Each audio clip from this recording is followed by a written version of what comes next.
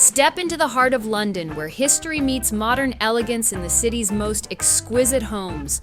Today on Homeworthy, we're counting down 4 of London's finest residences, starting with a charming Georgian cottage and wrapping up with a vibrant townhouse.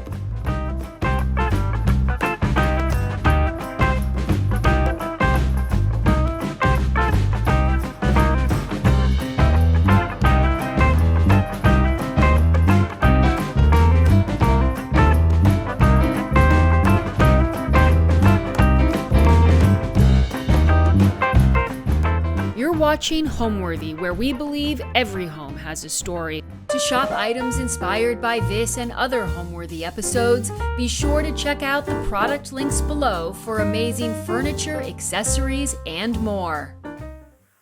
Hi Homeworthy, I'm Natalie. Welcome to my home in West London. Come on in.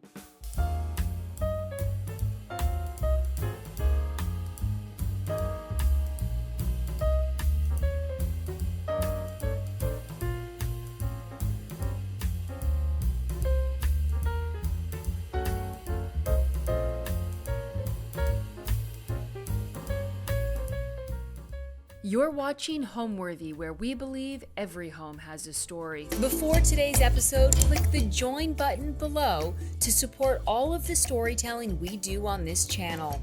Our growing community of members help to directly fund more videos so we can capture these extraordinary homes from around the world. So join today to receive early and exclusive access to new Homeworthy videos. Hi, I'm Natalie Tredget. I'm an interior designer, and you are in my home in West London. We have been in this home for about 7 years. We ended up in this particular area because we love tennis and we love being by the river. Growing up in Canada, nature is really important to us, and living in such an amazing city like London, we wanted our weekends to feel a little bit like the English countryside. One of the things that we love so much about this area is that we're right next to a beautiful palace called Fulham Palace, and there are these gorgeous gardens, so you can almost feel like you're living in a Georgian fantasy world. These large windows, these huge sash windows open from the bottom, and you can literally walk out and see an extraordinary trees and beautiful flowers and bees that are kept. It's sort of a little oasis in West London. When we saw this house, one of the things that I loved so much about it was that where the kitchen was situated. It was right in the middle. Victorian townhouses tend to have a traditional layout. You have a room in the front, a little room in the middle that are attached by a fireplace, and then there's a large expanse in the back. And generally what people do is that they knock out the entire back and put a huge kitchen. And so therefore you're really only living in 3 spaces. But this house was somewhat different because they use this middle room that kind of gathers rubbish, or a coat here, or a dog bed there, or maybe a desk that you sometimes work at, and you're using it for much better space, your kitchen, which is in the heart of your home. Welcome to my entrance. This entrance really sets the tone for the house. I've chosen to use the color pink because pink is one of my favorite colors. It's not a color often used in an entrance, and so I think that a lot of people who come in will know exactly what to expect. Something different, unusual, playful, and fun. In London entrances, especially in Victorian townhouses, we don't have a lot of space. And often in entrances, we'd like to have a surface where we can use to put down keys and the post. I went shopping at a beautiful antique light shop, and I saw this uplighter, and I thought that the shape and the size would be perfect for this entrance, which is not that wide. But what's so special about it is that it is a light and works as a night light for those who come in a little bit later and want to have a soft light as they come in. I love to play with antiques, with original moldings, with original architecture, but I like to twist them a little bit, try and think about them in a more contemporary way. In this entrance, because I wanted to set the tone of fun, I used a traditional Victorian cornice. It's called flower and post. And what it does is that it's a beautiful sort of ornate cornice, and at every little region you put a flower and then a post.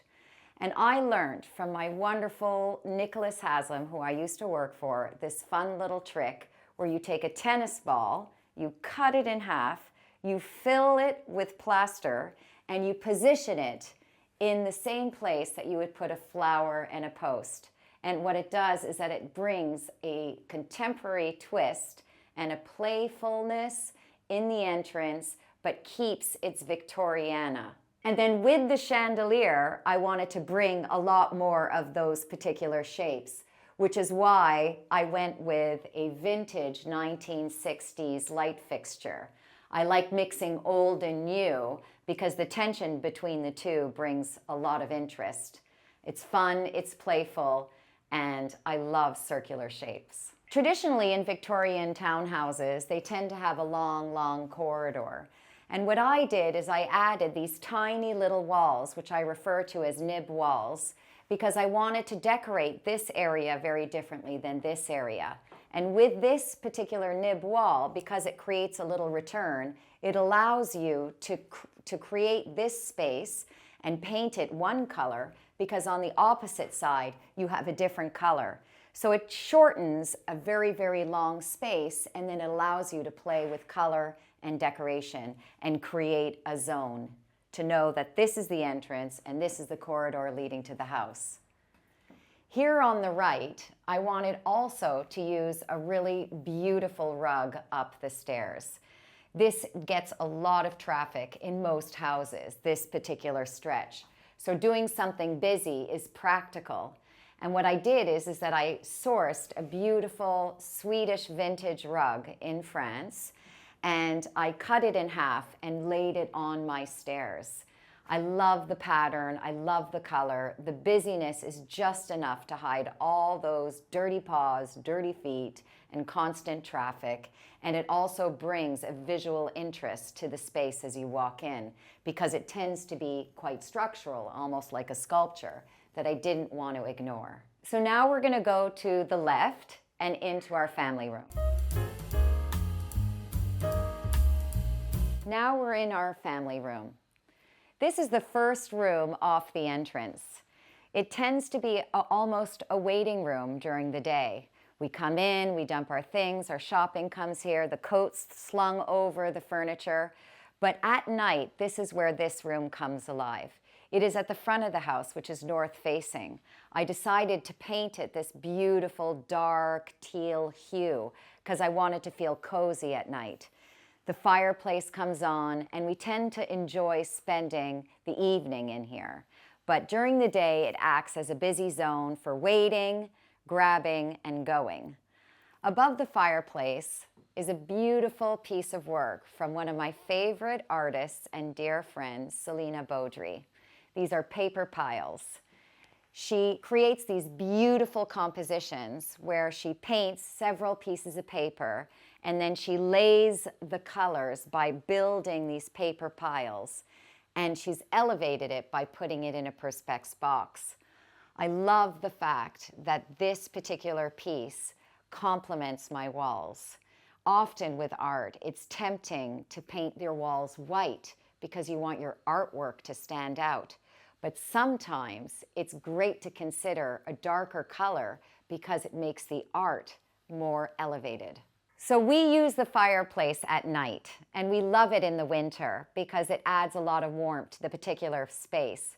We sit here and have a nightcap after a dinner party, or the two of us, my husband and I, and sometimes with the kids, we hang out here. It's not a big space. It's a place where literally you can put your feet up on the coffee table because it's a soft piece of fabric. And we love just hanging out and chatting and just taking a deep breath after a long day. The fact that the ceiling is painted the same color as the walls allows some drama into the room. I think that it lowers the ceiling ever so slightly, which sometimes we don't want to do, but in a night cozy room, we definitely want to. And we love to close the doors to the kitchen. These are the only two doors we have in the entire house. And it just shuts the entire house down, and we just remain here in a little cozy nook. So these chest of drawers hide a lot of sins. We fill it with papers, extra pencils for my children's school run. We fill them with candles and a few other fancy plates and things that don't fit in the cupboards. But I think that they anchor the fireplace beautifully. They're vintage, they're from the 60s, and they've been recently ebonized to give it a bit of a glossy look. It matches the walls because I've given a very glossy, lacquered look to the walls. I wanted this room to shine a little bit because it is slightly dark, but we love it because during the day you don't get the same feeling as you do at night. The lamps were found at an antique shop here in London. They were original vases from India, and I've elevated them by dressing them with a black base and these quite dramatic shades. There are certain rules about shades that they shouldn't be bigger than 2.5 times the width or 2.5 times the size of a lamp base. But I sometimes like to play a little bit with the size of the shades. I think lamps are sculptural. I think they should be treated as such. They are like jewelry to the room, and they're so incredibly additive. And yellow is one of my favorite colors, this particular tone. And as I stare at them, I get to know them more and more over time. There's such beautiful detail.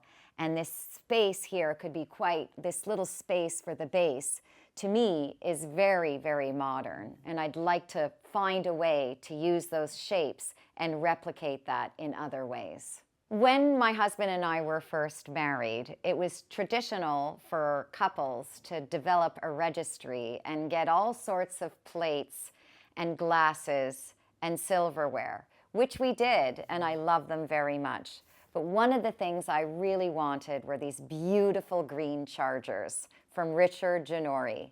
And instead of hiding them away and only bringing them out on those special occasions, I've hung them on the wall as art. I just love to look at them.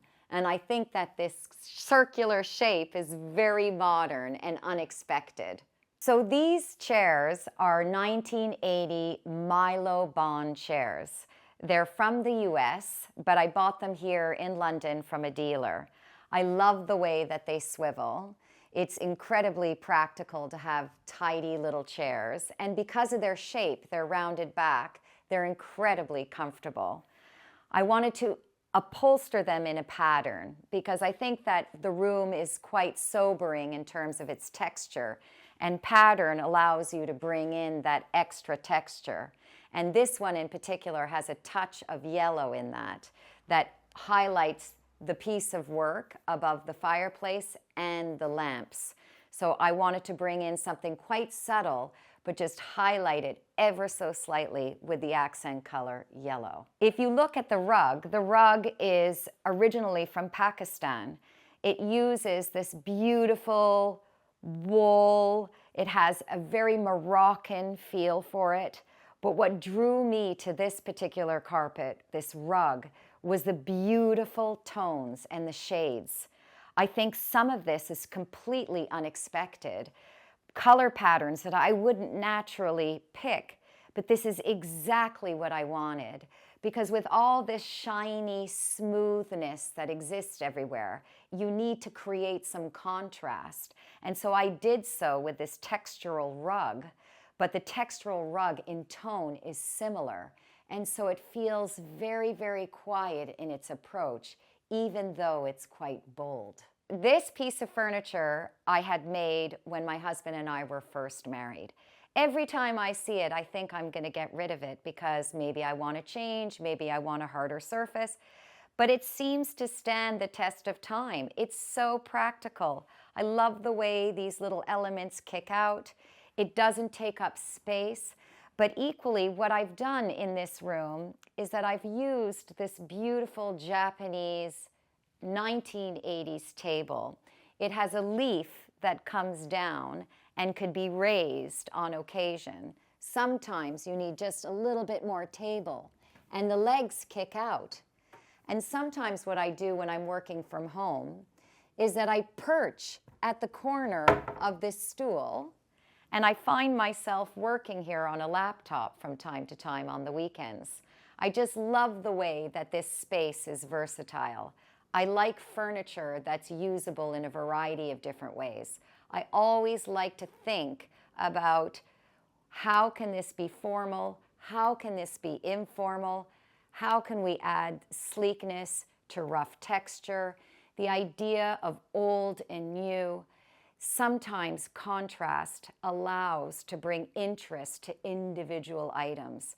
Putting things side by side, that is, one is elevated and the other one is not so. Putting junk next to fortune. This is where the magic happens. This is where I feel it really highlights the beauty in each of the pieces. I'm originally from Canada, and moving here in the UK, I only came to appreciate beautiful curtains when I've arrived. They have a way of really making a room feel like cotton balls. It just warms the soul to have beautiful curtains in a window. These curtains, I love the fabric. It's by Christopher Farr. It has a very relaxed feel to them. And I love the way that you contrast a shiny surface with something that's a little bit rougher. And I feel that the fabric in these curtains do exactly that. The gathering at the top is almost just a pull, and it just slopes forward. It's not fussy, and it's a bit messy, and I quite like it because it shows the thickness of the fabric. Fabric like this in a window has this unbelievable ability of absorbing sound. It adds so much to a room. You feel so warm and comfortable when a window is properly dressed. This window is facing the street side of the property, so people come in through the entrance. And I love these sunshades. They're from Tatiana Tafour. It is an abaca, which is a banana leaf, and it's incredibly sustainable. But the magic of this, apart from being beautiful, is that it allows a lot of light into the property. But as you come in off the street, magically, people on the street don't see into the property, so it provides a lot of privacy. And I think that these are the most magical blinds in a window. These frames on the wall, this art piece was the very first piece of art that I bought with my husband. We were traveling in the Middle East, and we went to the beautiful city of Damascus, which is the oldest continuously inhabited city in the world. One evening on these narrow little streets, there was a gentleman just selling art. And I just approached him and asked him questions because I thought that these shapes are rather peculiar. But the shapes are actually of the women of Syria. And if you go in closer, you can see that some of them are looking at you with one eye, two eyes. Some of them are not looking at you. But they're very contemporary and slightly naive. And I love the notion of these. You know, they're very powerful, and they bring back a lot of wonderful memories with my husband in the early stages of our marriage. And I think of them often. You know, I love the color of the yellow. I love the contrast of the black. I decided to frame them in some wood so that they didn't feel too contemporary, that they had sort of an oldie worldy feel to them. And I think that they're incredibly powerful pieces and something I will always cherish. When we walked into this house, the bones of the property were amazing.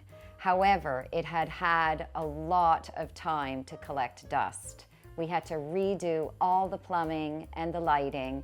We changed some of the configurations of the room in order to accommodate modern living, and we added a room at the back of the house instead of a traditional conservatory, which tends to get very hot in the summer and cold in the winter. My approach to interior design is really mixing old and new.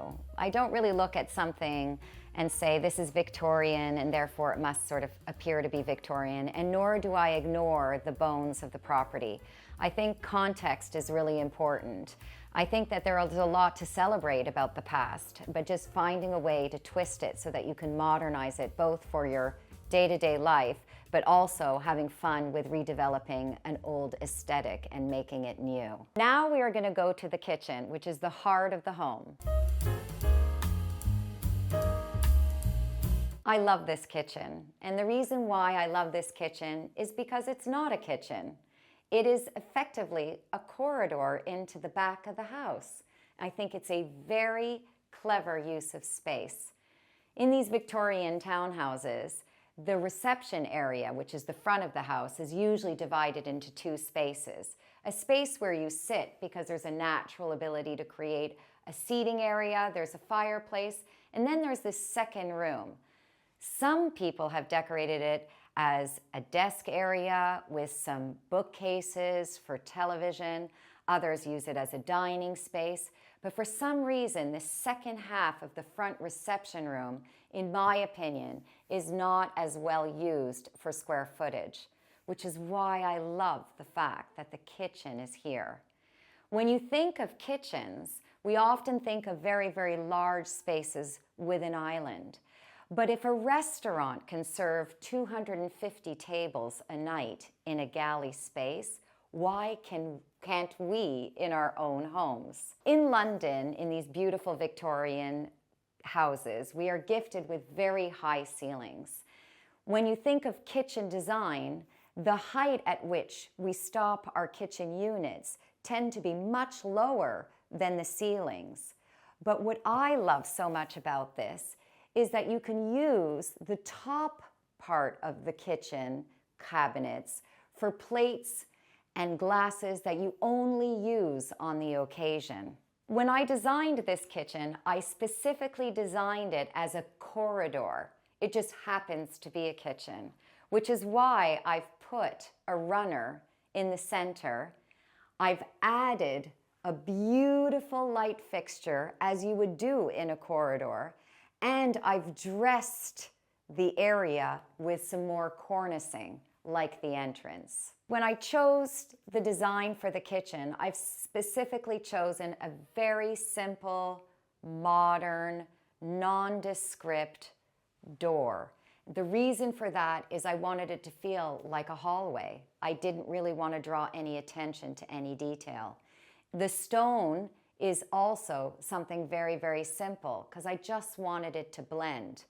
But the real asset of this kitchen is the runner, the light fixture, and the cornicing. I wanted to draw attention to the ceiling, and I have worked with this beautiful, wonderful specialist painter called the Finish Effect.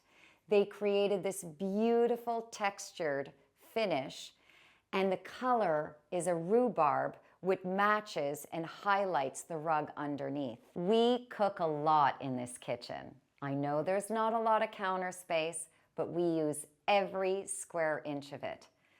Every cupboard is filled with utensils, food, plates, serving, pots and pans. And we cook in here galore. We bake, we make, we cook, we entertain. I have 3 gorgeous kids. There's nothing I love more than having all their friends over, and especially when they have all their friends at the same time. There's nothing that I love more than cooking to entertain. I'm not so great cooking to feed because the creativity is limited, but when there are a lot of people, it's breakfast, lunch, and dinner all day long. I wasn't always an interior designer. My career path is not as direct as some. I started off in management consulting. I have a master's in business, which I did here in the UK at the University of Edinburgh. But I've always worked on the creative side of businesses. In my management consultancy, I worked with a team who created new sources of revenue for organizations who needed to find new markets and new ways to explore. And it required a lot of creative thinking. But as soon as my work was done, I was always in the pages of magazines trying to imagine spaces. Home is very important to me. It's a place where I retreat and I, spend time with my family and friends, where I like to self-express, and really where I just want to sit and be myself. So it wasn't a surprise that I decided in the end to make a career change. I did so before children. I wanted to work after I had my children. And I thought that management consulting, as wonderful as the career was a little bit too demanding in order for me to also be present in home. So I decided to go with my passion, which is interiors. I retrained, worked with a very well-known designer here in London who gave me my start, which I'm forever grateful for. His name is Nicholas Haslam, and I started my path on interior design. Beside the kitchen, I'm going to lead you to our dining area. Welcome to our dining room. This table sees a lot of action. I love the fact that it's so unexpected. I mean, who would have thought that a rainbow table in a dining room would work? And in my house, it does. I found this piece from a fantastic dealer in London, sans pretension. He had this gorgeous table which he used as a desk. I begged him to sell it to me, and he told me it wasn't for sale. And then one day I got the call. Without even asking a member in my family if this would work for them, I bought it. When my husband got home and saw this table, he was a little shocked, but not surprised, because he's married to me after all. I said, "How much fun is this? No one I know has a rainbow table." He just sort of shrugged and said, "Whatever makes you happy." And it's been a topic of conversation ever since. My kids sometimes, when they invite their friends over, they'll say, "Have you seen our rainbow table?" I have been asked, how do you dress a rainbow table for a dinner party? My answer is, like you would dress any table for a dinner party. We have placemats, we have tablecloths, we have candlesticks, plates, forks, and knives. I feel it's a neutral now. When I dress the table, I do add color because my placemats have color. I sometimes also love using those beautiful rattan placemats. My tablecloths are often patterned or solid in color. I always have dressed my table with a lot of color. So the fact that the rainbow table is filled with color doesn't really detract, because I love the colors that are here, and all the colors that I use tend to blend together, because again, it goes back to the idea of designing a home with a large color palette in mind. So when you bring in the items with the colors that you love, they all work together. When bringing in this rainbow table, there came the question of the chairs. Now, usually with a table that's slightly more solid, you may want to go a bit more wild with the chairs, but the opposite is true here. We really wanted something quite sobering because the table was the main event. So we chose these beautiful chairs. They're from West Elm, and they came with a white upholstery, which I don't often use a lot of white fabric, but I thought that they were perfect. The height also gives a very calming effect to the pattern and the radiancy of the table. I love this chandelier. It is a beautiful piece of art. The woman who made this is a wonderful lighting sculpture designer by the name of Margit Wittig.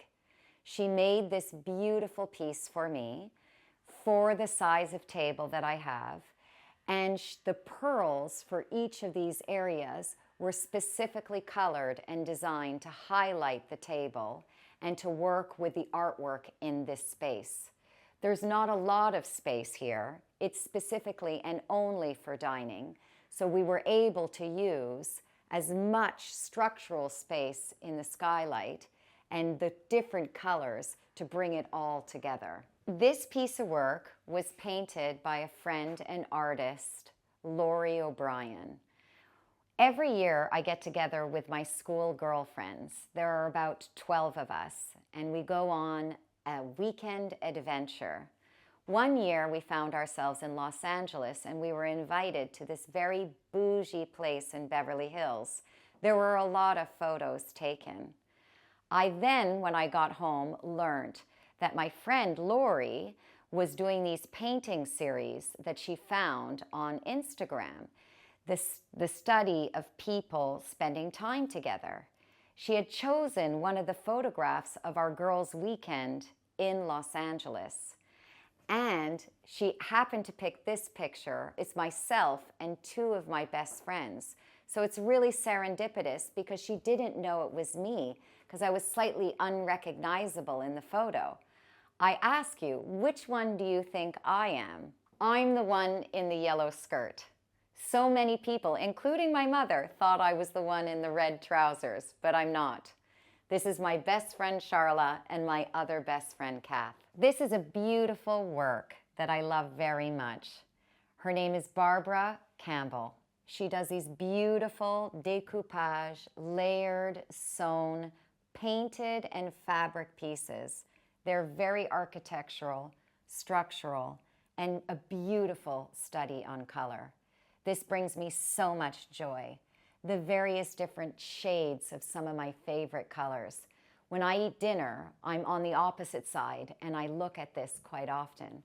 I enjoy getting to know it better and better with every time I look at it. I love to entertain.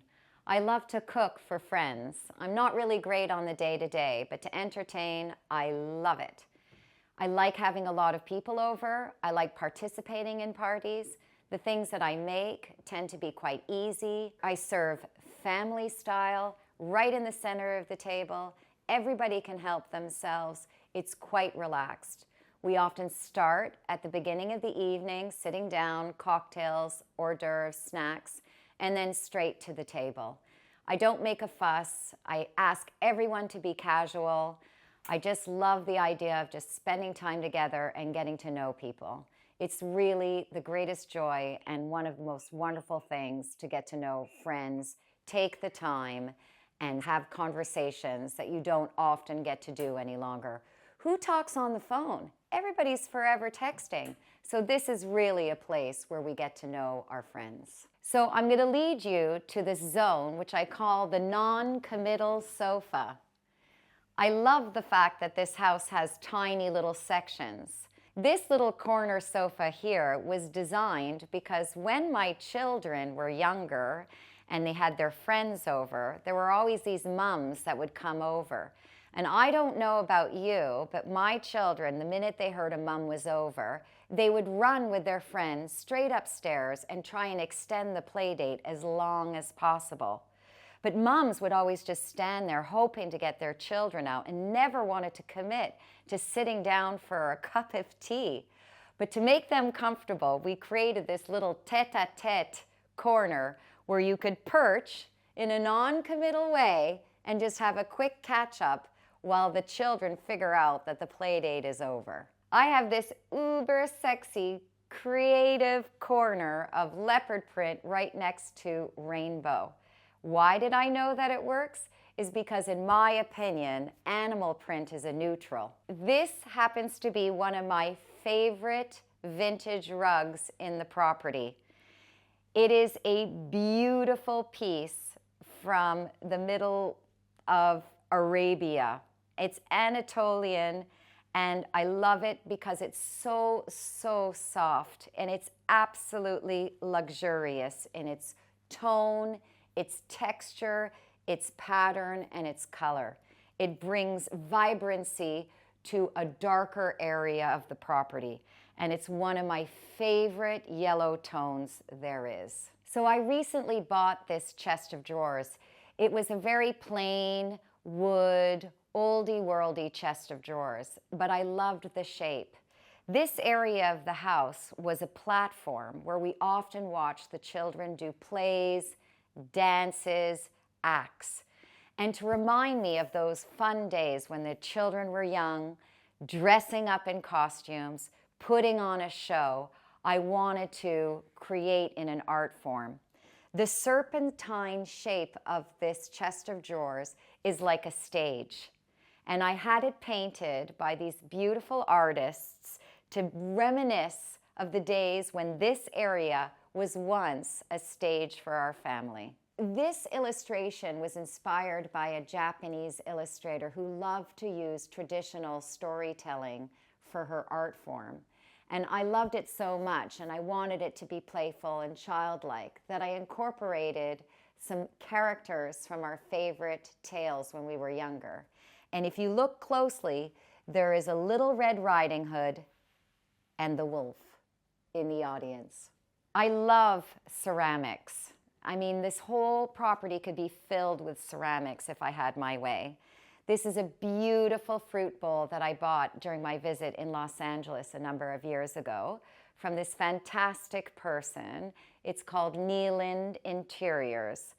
It is from a Mexican artist. I love the playfulness, the roundness. I love the color. And I equally love the fact that they introduce this playful little terracotta, unfinished component to the bowl. I find it really beautiful and additive here, and it is a catch-all for loose wires, keys, change, some of the day-to-day things that just happen. These light fixtures are from the 1970s, and I love them to bits because they could be sculptures, but they also double up as light. It's really additive to this space in the evening because it's quite dark, but I didn't want to actually put a lamp with a shade. So it really provides some beautiful lights.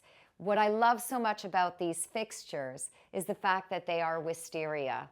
The spring in England is absolutely beautiful. There is a bloom every month of the year, and wisteria to me is synonymous with England. It is a beautiful purple tone, and it is really, really joyful, and I love the structure of these light fixtures. Next, I'm going to take you to our living room. So this is the main living room of the house. We spend a lot of time here, day and night. We have this huge long sofa that I've designed. It's called Envelop. I love the length of it. Two people can lie down and not even disturb one another. The height of the arms are not particularly high because I wanted them to feel like a cushion as if you were in the bed. It is really designed for lounging. We could put the entire family on the sofa, including our gorgeous dog Lola and our cat Toby. This chair here is another chair from my furniture collection. It's called Transported. It has to be the most fantastically comfortable chair in this entire house. Again, the height of it is quite low, and the curvature at the back makes you feel very, very cozy. There is a beautiful traditional shape at the top. This idea of transported is because it is a very oldie-worldy chair, which I think is fantastic in contemporary spaces. Specifically upholstered it in a beautiful fabric, a chintz by Pierre Frey, and I added a contemporary spin by using a really, really taut, sort of solid color purple with a beautiful antique border by Pink House by Rebecca Cole. Next to the chair are my tables. They're called Let the Light In. Again, they have a very modern feel and a very shiny feel. And I love the contradiction between an old and a new piece. It is incredibly convenient because you can easily put a glass down. You can move it around from place to place. You can use it as an extra chair for the occasional extra guest at the dining table. They can be used indoor and outdoor. These tiny little chairs are called Perfectly Small. These are designed specifically to be like a stool, but more comfortable.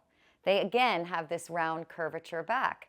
I love them because often in these Victorian houses or these London houses, we don't have a lot of width to our rooms, but we ask them to do a lot. So these chairs could easily be turned around so that if we have a lot of people over and we feel like watching television, everybody can have a seat and be very comfortable. But equally, they can be turned facing the crowd and we can have a fantastic conversation. I love this rug. It was the first rug I've ever designed, and I love it very much because I find it to be traditional and modern at the same time. It's called Infinite Lines. It is inspired by these beautiful tiled floors that we find in Europe. I love the idea of playing with faux finishes, the idea that a rug could mimic a tile with the grout lines is particularly exciting to me. I like the way that you can play with various different textures and patterns in different ways. This is a beautiful painting by my wonderful friend and wonderful artist, Selena Baudry. This was probably the most serious and the biggest piece of work my husband and I have ever purchased. I love it very much. It actually came at the same time as I was pulling this room together. Just by accident. I just love the way that the colors dance, and it reminds me of a burst of spring, which again in this country is one of the most beautiful seasons. It looks beautiful during the day, it looks beautiful at night. I love staring with it. It gives me great inspiration for color. I applied a lot of color to my work, and I chose a palette that I think looks really beautiful in this northern light, but that has a lot of fun and a spring-like feel. There's very, very good energy, and I chose a palette and then I applied it everywhere, haphazardly, in every room, a variety of different colors, and together as a whole, it works. We are now moving to the garden room. Welcome to my garden room.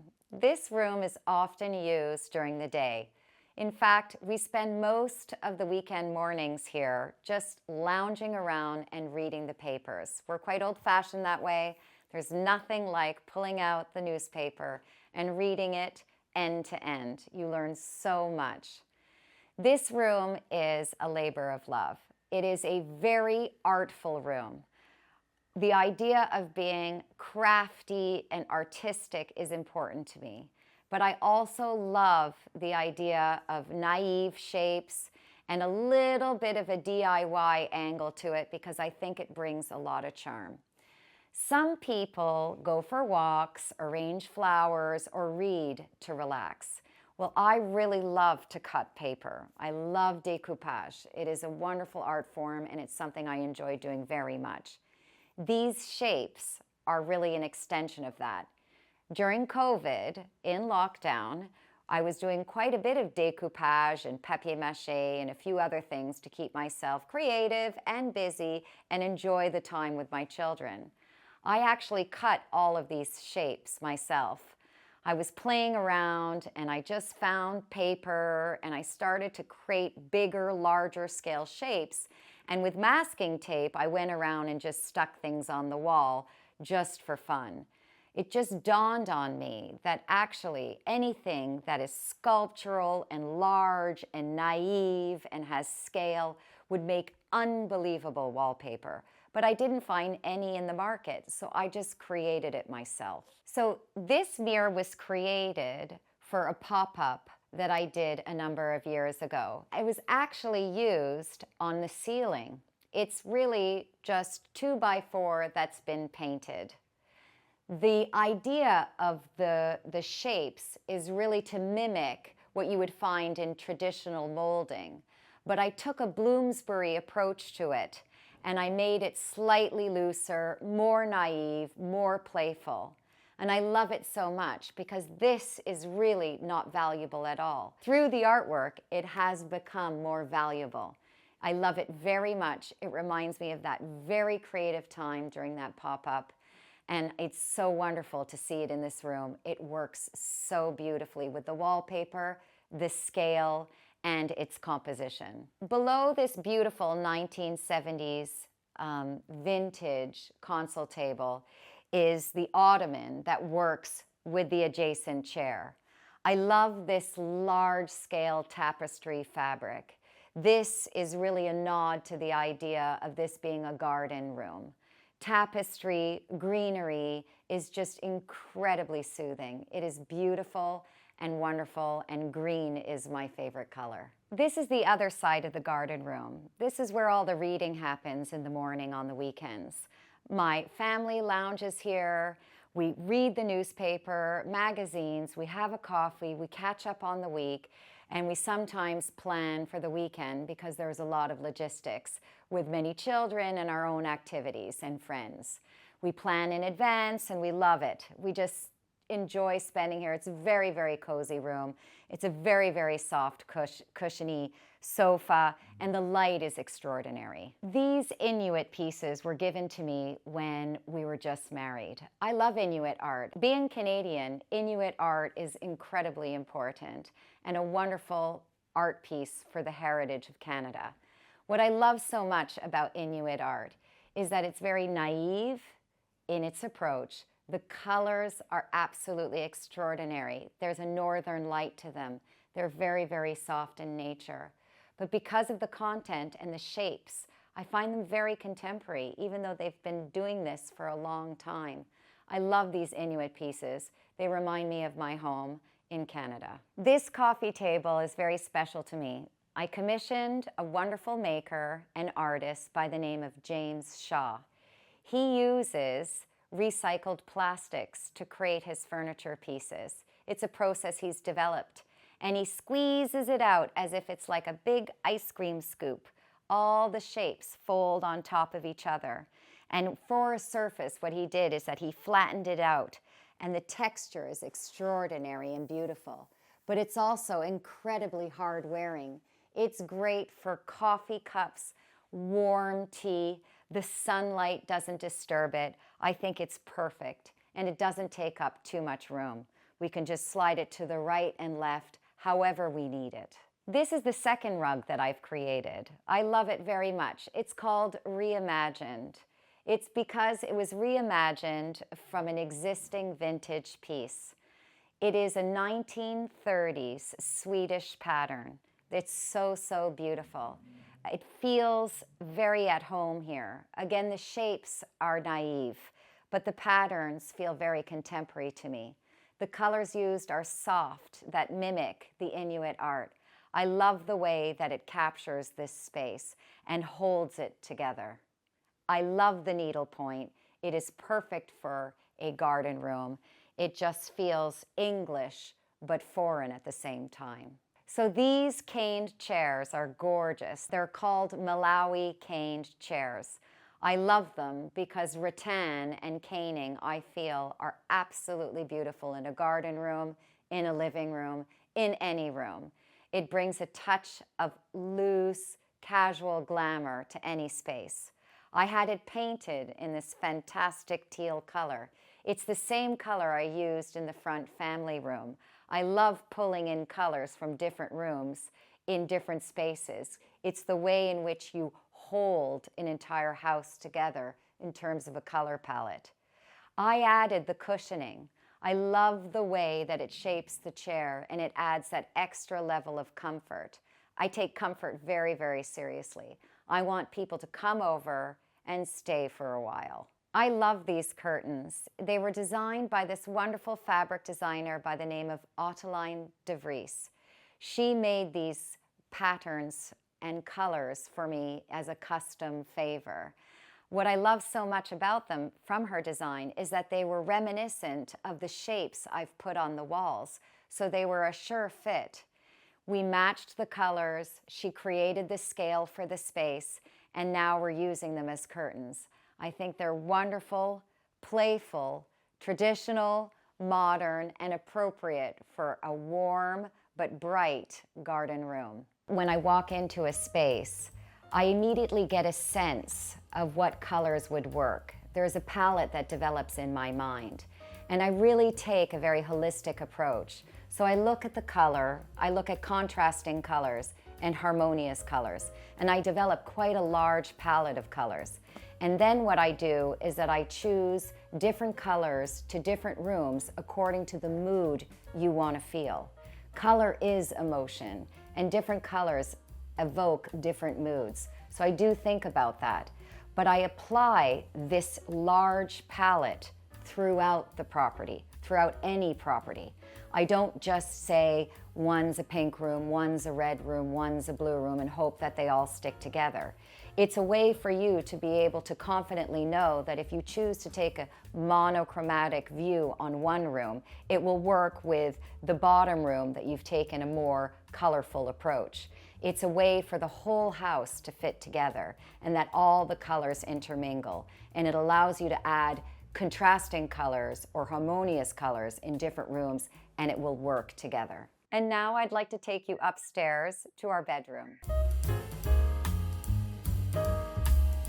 Before we go into the bedroom, I'd love to stop and talk about these amazing, neat people. They are created by this wonderful artist in France by the name of Nathalie Lété. She did this wonderful installation of these dolls where she created as if it was a butcher, and she hung all these beautiful dolls because they are actually pieces of meat. And I love it, especially Mr. T-Bone Steak. You can kind of see his name is written here because my nephew, who I love dearly, I have several nephews and nieces, his nickname is T-Bone. So I initially thought, oh, maybe I'll buy this as a gift for my sister. But I really didn't want to give it away. I love it so much. I kept it for myself. And I hung them just outside the door because, again, it's incredibly playful. There's a bit of irony and tongue-in-cheek in it. And I love the fact that it's a Mr. and Mrs. because it's leading to the room of myself and my husband.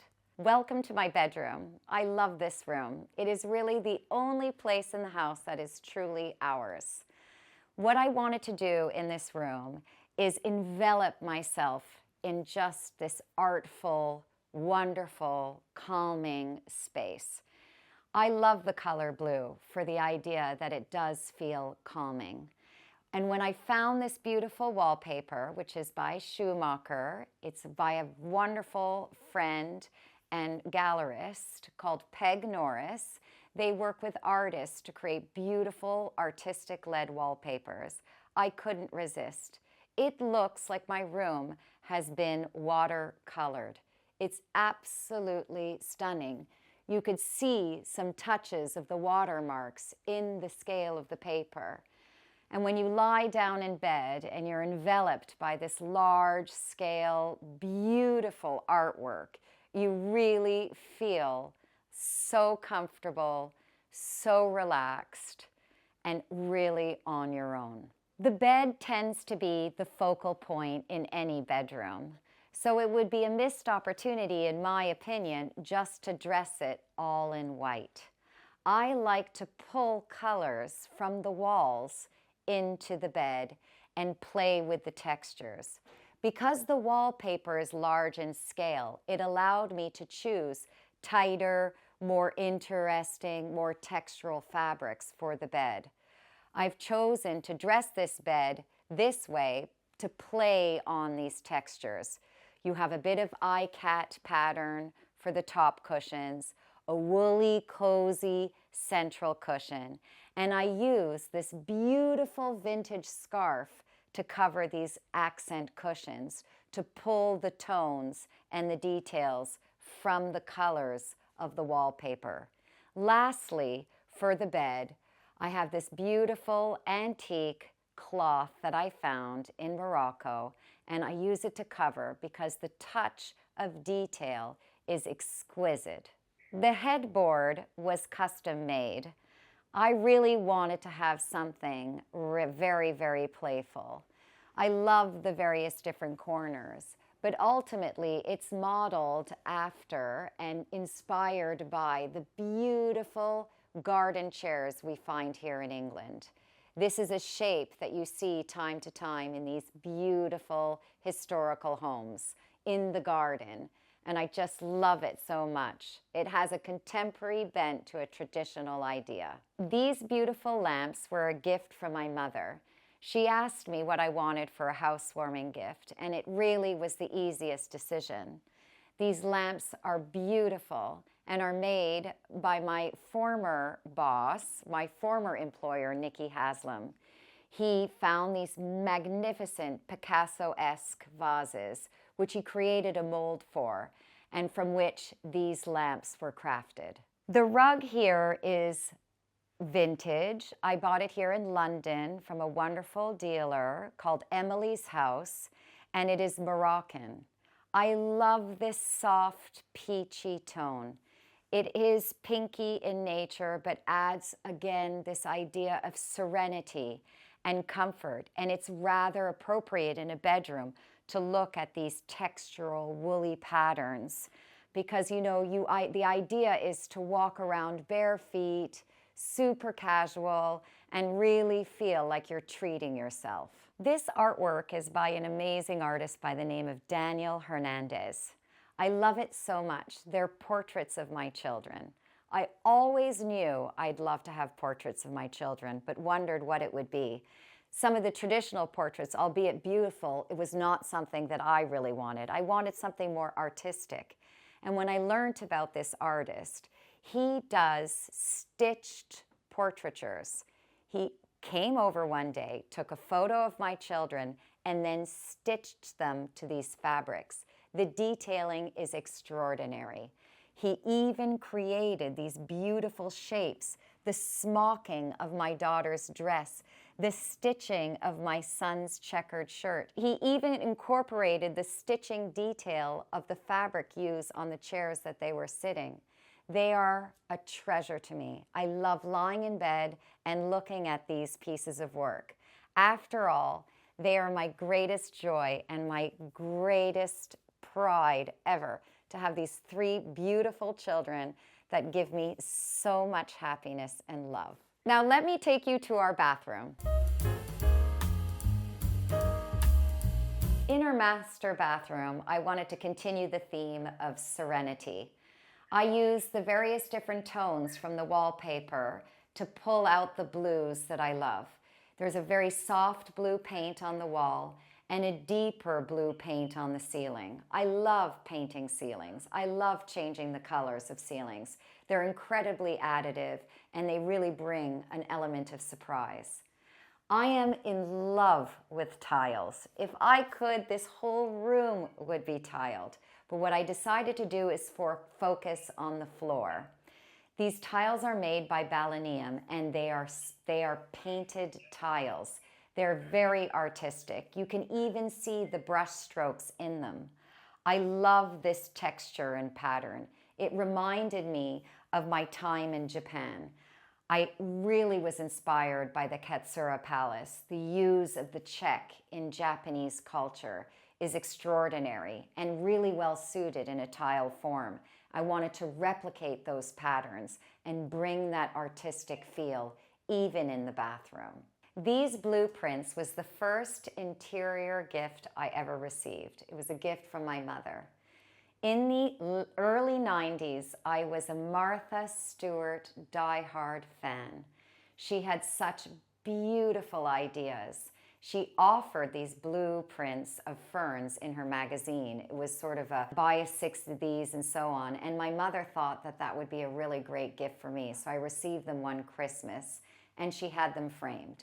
They have followed me ever since. They have been in my main room, in a side room, and now they reside in the bathroom. I love the way that they draw you into this space. The memory is very, very dear to me because they were given by my mother, but equally, it was also the first real inspiring person in interiors to me, Martha Stewart. She is the best, a badass. I love her. I love bathrooms that feel more like a room than a traditional bathroom. I think it's very warming and it's residential. One of the things that I like to do with vanities is sort of treat them like they're furniture. There's nothing better than finding a piece and then refurbishing it for a bathroom.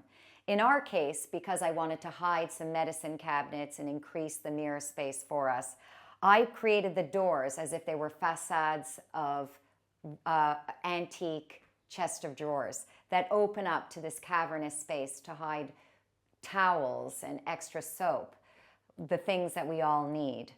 And equally, one of the fun things to do in a residential setting to make it feel more residential is to actually hang mirror on mirror. These were found pieces at a flea market. They were matching, and I just hung them on the mirror just to frame the area and give a little bit more of a decorative interest. The thing that I love the most about my home is the fact that it is open concept, but it has zones.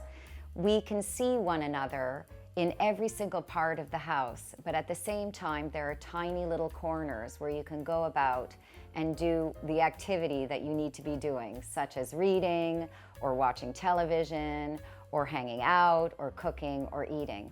it uses this space very, very well. As you know, large cities have a limited amount of space, so every square foot is very, very important. We want to live openly and we want to live together, but we also want certain areas to be able to block out other things. And equally at the same time, within these zones, because there are tiny little walls, it allowed me to decorate each space in its own unique way, and it all fits together from the front of the house all the way to the back of the house. Now I'd like to take you upstairs in the Hall of Memory and onto my study. I think that in a family home, it's really wonderful to hang pictures of your children, your family members, and friends. One trick I highly recommend is actually finding ways to make the composition look uniform and decorative. One way to do this is to use very simple frames and to actually highlight something on the border. In this case, I used wallpaper, the same wallpaper that exists in the adjacent corridor. It allows you to actually hold the entire composition together because it is one of the unifying themes. Now I'd like to invite you into my study. Welcome to my study. This is really effectively my home office that doubles up as a guest bedroom. I love hiding away up here in the house. It is a very cozy room. I've decided to paint it in one of my favorite colors that I created with Koenig colors. The color is called Mr. Bateman. It's this gorgeous pinky purple, and I find it incredibly soothing. I get in here and I feel lost in my world of creativity. I thought about this room quite a lot. I wanted it highly decorative, but also quite modular. It was a bit of an experiment. A lot of people in London rent, but yet they want to decorate. And I feel that they should be allowed to do whatever they want with their walls. One way to do that is to create panels. You can effectively choose to panel your room with wallpapered panels and then create a decorative effect by hanging them like they're pieces of art. Here is an example of how that could be done. This artwork here is part of a screen. The screen is divided into 3 sections, and I hung them on the wall rather than leaving them into the room because I love the idea of the shape. It's just so beautiful, the way that it's been stitched, the way that it's been painted, and equally cut out.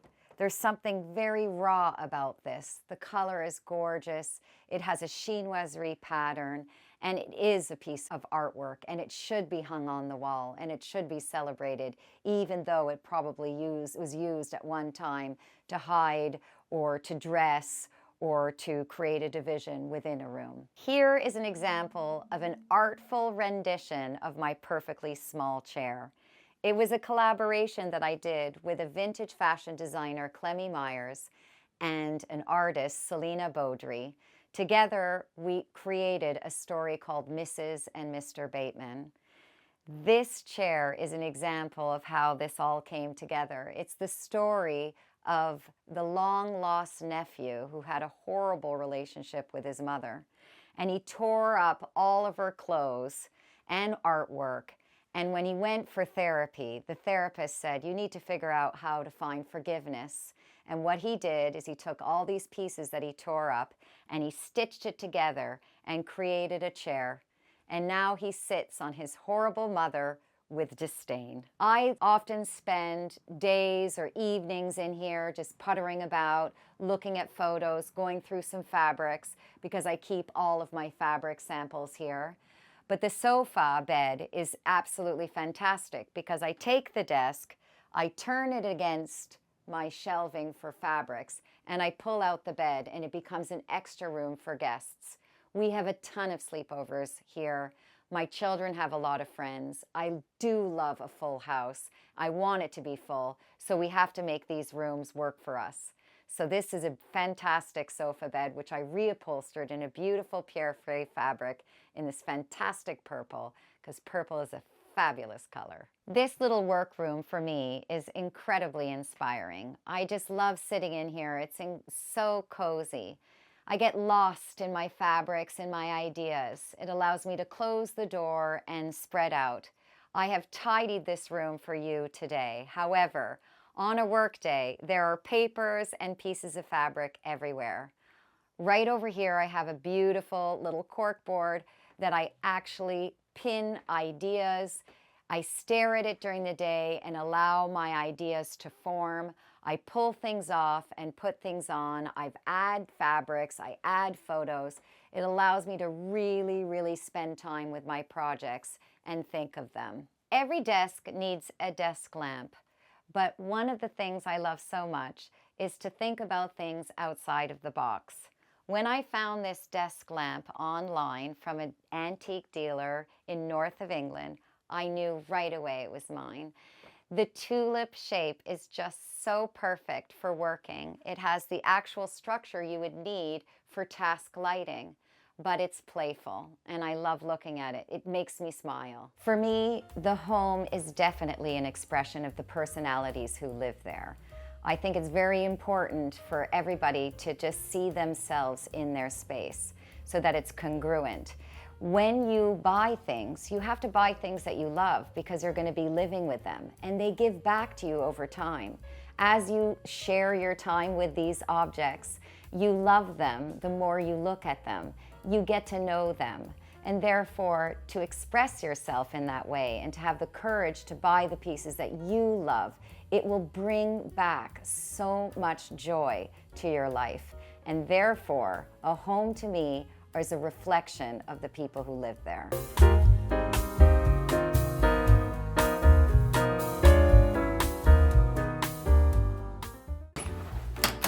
Hi, Homeworthy. I'm Butter Wakefield. Welcome to my home in West London. Please come in.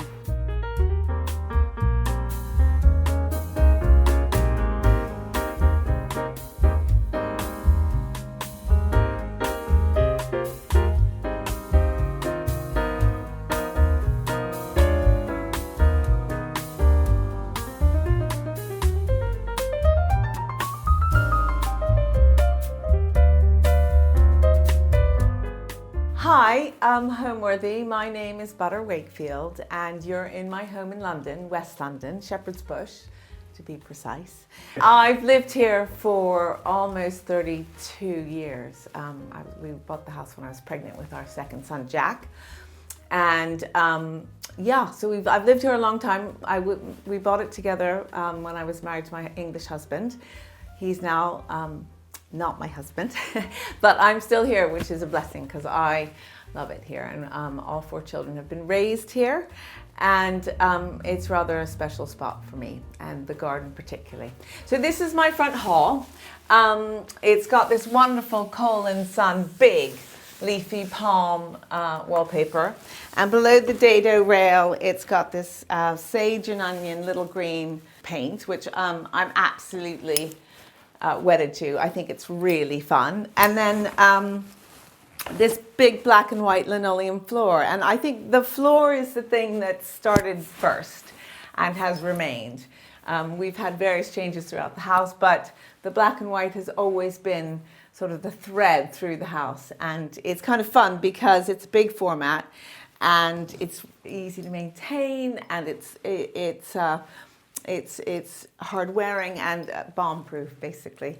And then up the stairs, I sort of carried on this, when my husband moved out, I sort of changed the stair carpet and found this really fun black and white stripy stair runner, and I painted the handrail shiny black. So, I just kind of made it really as black and white as I could. So this is kind of the hall. And here, I've got some black and white floral botanicals, which I absolutely love. They're all different.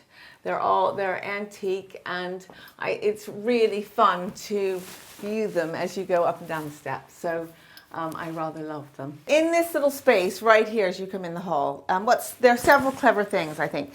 One, the floor mat, the size of floor mat is extra oversized. So lots and lots of filthy feet can fit onto here, which is great.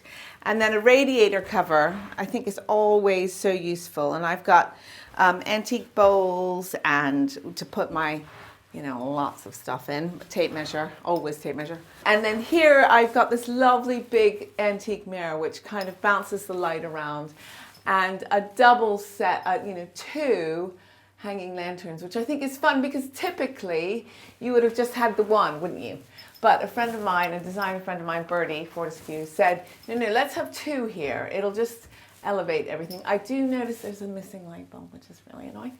And then I found these incredible, they're wooden deer heads and antlers. I think the antlers are real, but the deer heads are wooden. I think they're Austrian.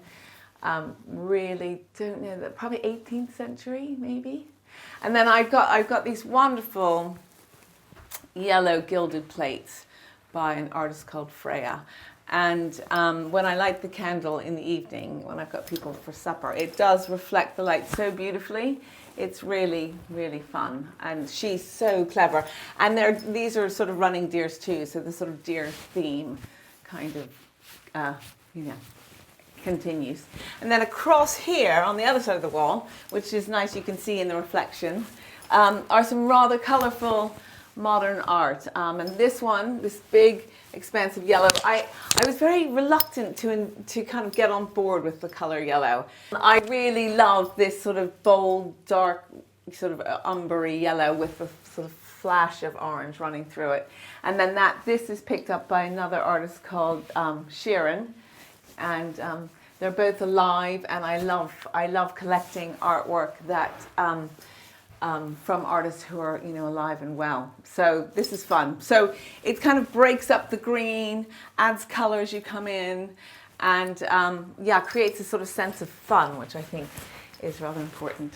So this is my sort of hallway and upstairs, and so from here we'll go into the drawing room.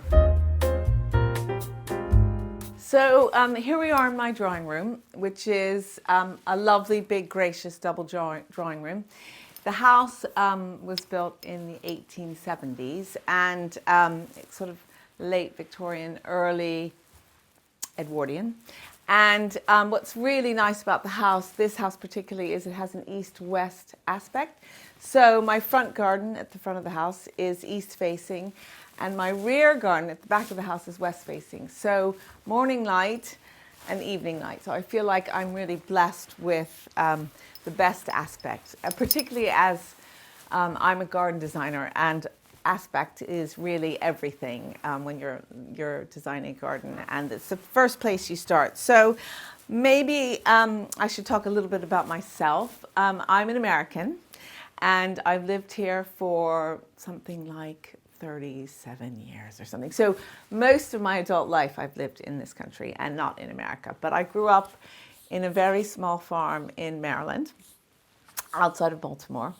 And it was a very rural upbringing. We played in the barn and in the streams, and hardly ever saw, I hardly ever saw my parents in the summertime. It was blissful, bucolic joy.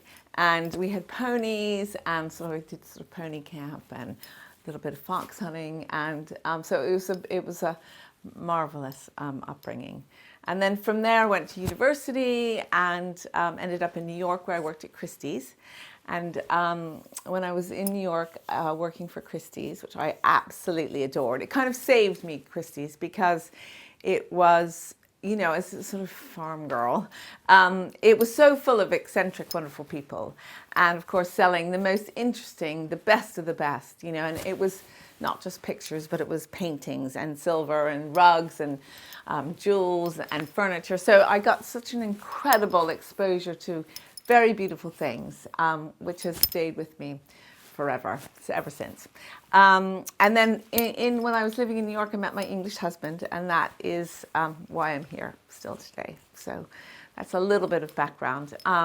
But it's been fun. When I arrived in this country, I started working at Colfax and Fowler, which really was a really lovely follow-on from Christie's, actually, because that was sort of the beautiful things. And then Colfax, of course, is interior design. So it helped me understand how to put a room together and how to choose colors that were complementary and contrasting, and taught me about scale and texture and color and form and composition, which of course has helped me hugely in my garden design business now.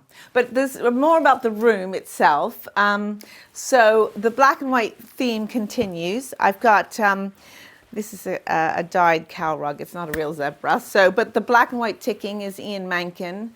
And then the walls are a wonderful color. It's a Farrow & Ball color called Lamproom Grey, which kind of sets everything off so beautifully. And again, of course, more green and white. This is a fabric by Raoul for George Spencer, which I really love because it's so sort of bold and geometric. And the blinds are nice. I really love the sort of filtered light, and I like having them when it's really sunny, quite low. And it makes it all nice and cool in here in the summertime, so that's good.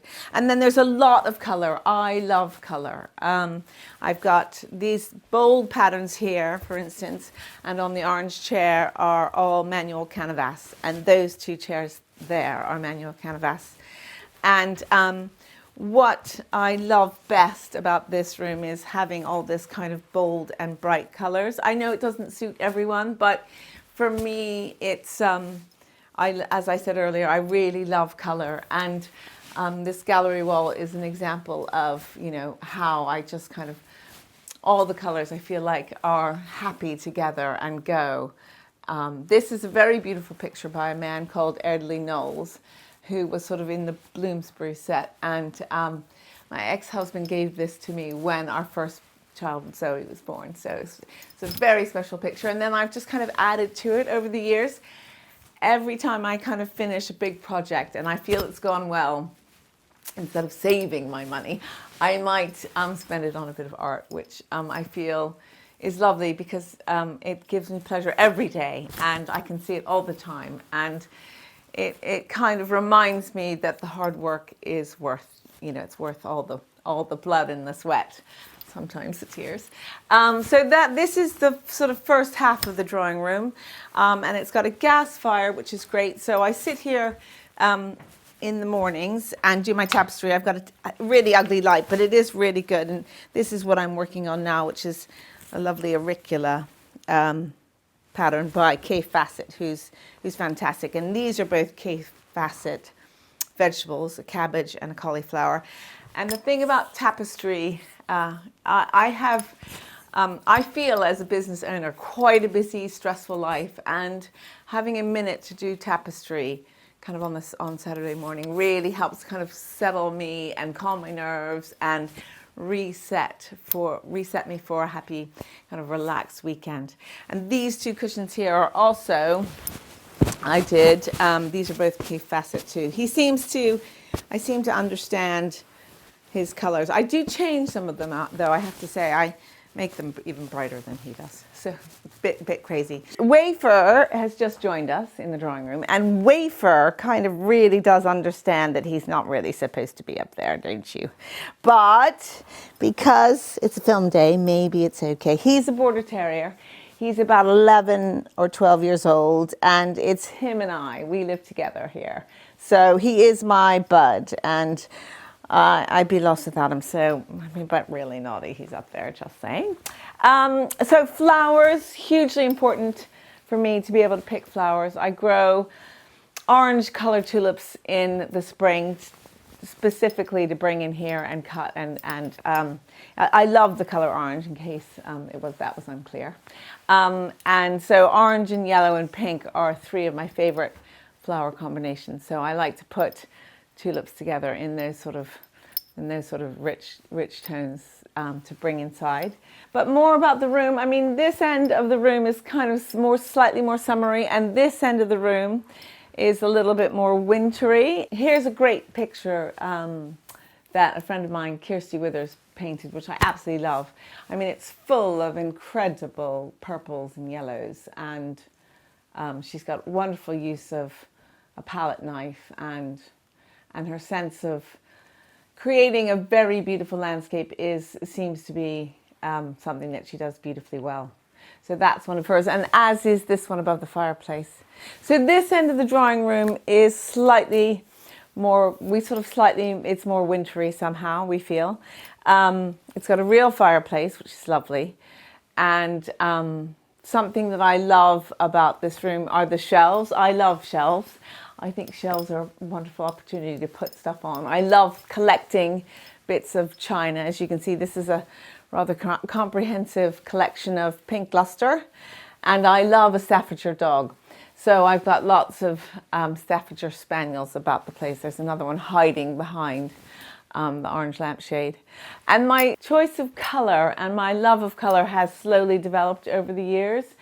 And my love particularly for orange is probably a recent phenomenon, probably in the last 5 years. So I started my foray into my fascination with orange by painting the inside of the bookshelves orange first.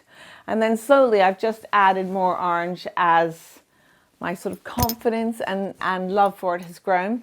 So this is a very sweet slipper chair that I got from my friend Joanna Plant. And I covered this in this wonderful orange mohair. It's kind of a burnt orangey color. And then I put a rather lovely contrast fan edge on it in a sort of red color, which I think is really fun. And it's just a great little chair that you can pull up. I can pull it up over there if we need extra seating, or here. And then I've got these two puffs, one here and one there. And they are great for additional seating, you know, really lovely to sit by the fire. And I love them. They're terrific bits of extra furniture. Lots of the chairs in this room are old. That's an old chair, and this is an old chair. And the two in the other side of the drawing room are old. And I love mixing old and new. I think it makes a much more pleasing and interesting composition, furniture-wise. And you want to set out, you know, your seating areas so 2 people can sit comfortably and have a conversation, but so can 6 and then 8 if you need to. And I think it's really nice to have tables nearby. And I love an ottoman, and it's again another surface to put things on.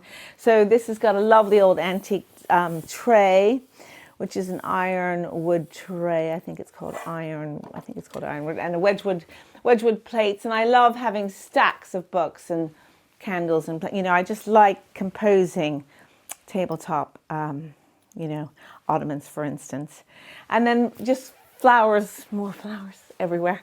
So you can't really have too many. Again, I love to collect things. This is sea glass that I've collected over the years. I've got 2 big pots of them.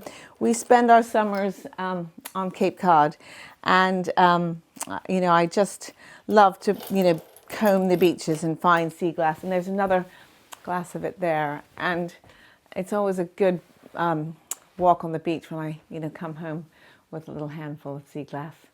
The other thing that I want to talk about quickly before we leave the drawing room is the 2 lamps in the window. They're rather special. I found them in an antique shop on Great Island on Cape Cod, and they were there for a couple of years. And I thought, if they're there, if I go back and they're there still, then I'm going to have to bring them home. So I packaged them up and shipped them home. Honestly, it costs more to ship them home than the lamps themselves, but I think this sort of mauvey orange glass is so particularly beautiful. And in the morning, when the sun kind of shines through it, it casts this amazing sort of mauvey orange glow across the drawing room, which is rather special. And then my friend Rossi de Roog made these lampshades to go with. So yeah, one little added extra, which I think makes this sort of table kind of come to life. If I have to describe my style, my sense of style, I guess it's pretty clear that I would call myself a maximalist. I'm also particularly a color. I think I'm quite traditional though too. I know that there are a lot of colors in here, but it's quite a traditional setup here. You know, there's not a modern element to be found. So I'd say quite trad and full of color. And I love to layer things. I think that's what makes a room really interesting. And collecting things on your travels for your home, I think is one of the nicest things you can do to bring the home to life.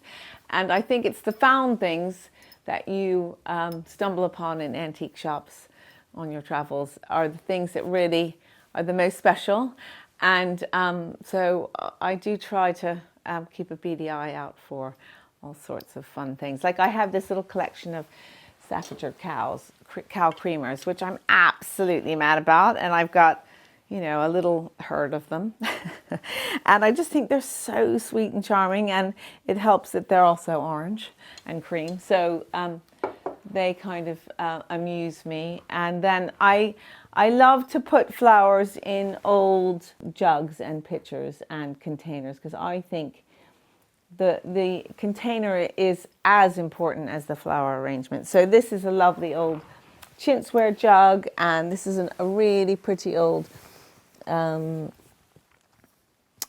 pink luster jug, which is very unusual. This size and this pattern is so unusual. So I was delighted when I stumbled upon that. So it just makes it, I think it makes the home interesting. And then this container here is a new potter who I discovered when I stayed in a lovely PR moment in Tyne, England, which is in the countryside in Oxfordshire, and he has incredible color. I think he uses color so beautifully. So there are 3 there on that table. There's 1 here full of these flowers, and then there's a little collection of them on my ottoman in here. And I think it's really nice to combine old and new. And I think I don't ever have any problems doing that. I think some people are like, oh gosh, it's a bit of a, and I just mix it all up. I think it's really fun, and it makes for a really interesting home. So I love that. So on we go to the kitchen.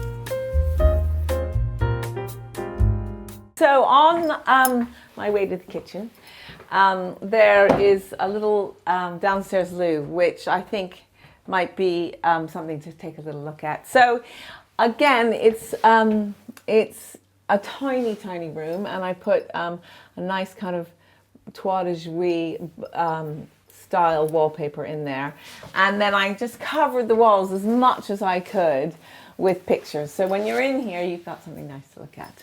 And again, an opportunity to have some shelves, and a cupboard which sort of hides the loo cleaner and the loo paper, and then shelves above, which I enjoy kind of fiddling about with. Again, more dogs. You can see my little collection here. And birds. I'm also really keen on birds. I do love birds. I love garden birds. I like feeding the birds. And my pa loved to feed the birds. And so I'm very keen. And then I have a little collection of nests that I found in my travels that have fallen on the ground always. I would never pluck one out of a tree. But I have some lovely old birds' nests up there too. So again, it's a real mixture of style and color and pattern and form. I've got some birds here, but then I've got some sort of ferns and a giraffe, and then a lovely, sweet little collection of dogs here, and some, so I think, whatever you want to put up. So it's kind of fun. Here I am in the kitchen, and please excuse the ugly dog crate and the pile of hideous things on top, but this is a home and it's part of it, and I thought I could move that, but I'm not going to, because I can't be bothered. I don't have enough time. I was much more focused on the flowers for the table and the table itself. So this is kind of the beating heart of the home. It's probably the beating heart of every home, I imagine, but this one particularly, the black and white floor runs through from here and into the conservatory, which is over here. But the kitchen's always been such a happy place for us as a family, the 4 children. The black countertop also sort of mimics the black everywhere else. And when we bought the house, we didn't have enough money to put hanging cupboards above the countertop. So I just had the idea that I would just set 2 and cover the walls with black frame prints. So the black has been a theme that's kind of runs throughout. And I think I'm so pleased that it worked out that way, because I think it's so much nicer not to have the walls kind of overwhelmed with hanging cupboards. And it was very much the fashion then. Now it's all sort of all open shelves, isn't it? But it was very much the fashion to have big, clumpy, heavy cupboards above, but we couldn't afford them, so happy result. So lots of botanical prints on the walls in black frames. Some of them are literally just postcards. I think this one's a postcard. So anything that I could find that was floral in the early days, I would slap a black frame on and hang. And there's some butterflies and other bits and pieces. This is a particularly special bit of artwork by a friend of mine called Sarah Bowen, and it was a commission that I asked her to do for me. I said I wanted a bucolic scene of the countryside with some cows to remind me of home, and there it is. She's done it beautifully. So I get great joy from looking at that every day. And she's, you know, she chose the color of the flowers for me and put the figs in, all the sort of mauvey purples that I love. And then another shelf, more shelves. I've got here's my collection of Staffordshire dogs, which I am very partial to. I think they just look so sweet and cheery, and they just amuse me and kind of keep me company, if that's possible. So here we are, and people always say, oh my God, how do you clean all this with the grease? And you know, you just take it all down and soap it down and put it back up again. So it's never bothered me, any of that. You know, you just give it a clean. And I'm not fastidious about it all being immaculately clean anyway. I think, again, like the crate, it's all about living in a home and having it work for you as the homeowner. And this works for me. So I you know, every now and then I think, oh, it's time to clean. So this is the cooker, and then of course my kitchen sink, which is a lovely big kitchen sink, looks onto the garden, which is a very happy place to spend time. As you know, you know, the mother of 4, there's been a lot of time spent at the kitchen sink. So it's nice to have a really beautiful view. And as a garden designer, I often think about the views looking from the inside out into the garden, and how important it is to create interesting viewports and sight lines and focus and focal points. So at the end of this run down my kitchen door, which this is kind of a fun door too, just by the way, it's a sort of barn door, which is really helpful when you have a dog. So it can be open, but he can, you know, he stays in. But this is kind of the longest axis, and if you're standing at the front door, you can see all the way through and down the hall, across the garden and to the back of the wildflower meadow. So that's rather magical, I think. That's something that I care a lot about, is the view from the inside out, and try hard to create those magical moments for my clients as well.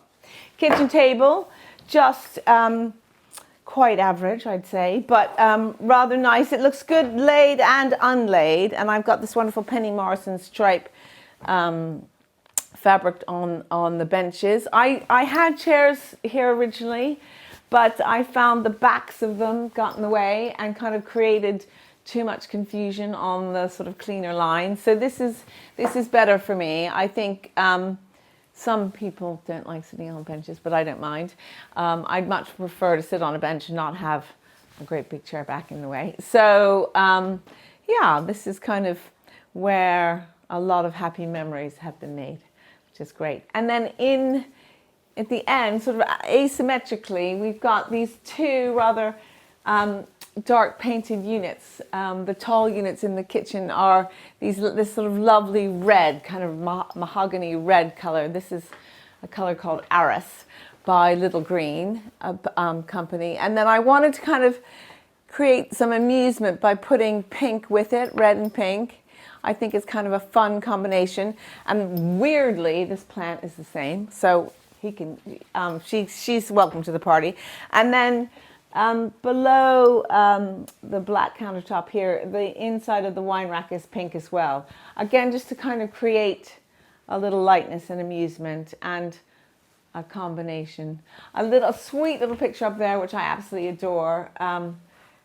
It's just that red and pink again combination, which I think is so pretty, with a bit of green, my favorite thing in the whole world.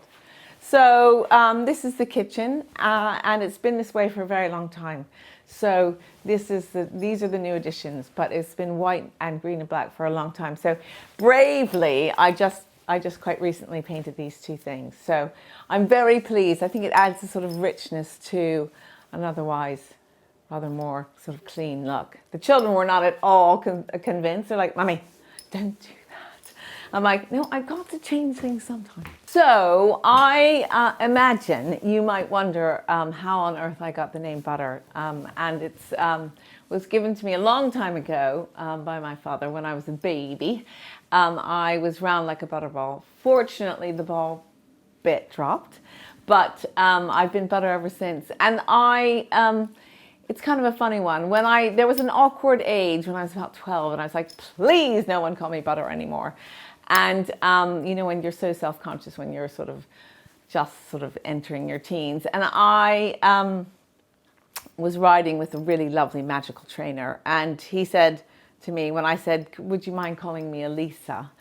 And he was kind of the love of my life. I had the biggest crush on him, and he said, "I'm not going to ever call you Elisa. I will only ever call you Butter. So you're just going to have to get used to that." So I just thought, well, okay, if it's good enough for him, then I'll hang on to it. And it's just followed me.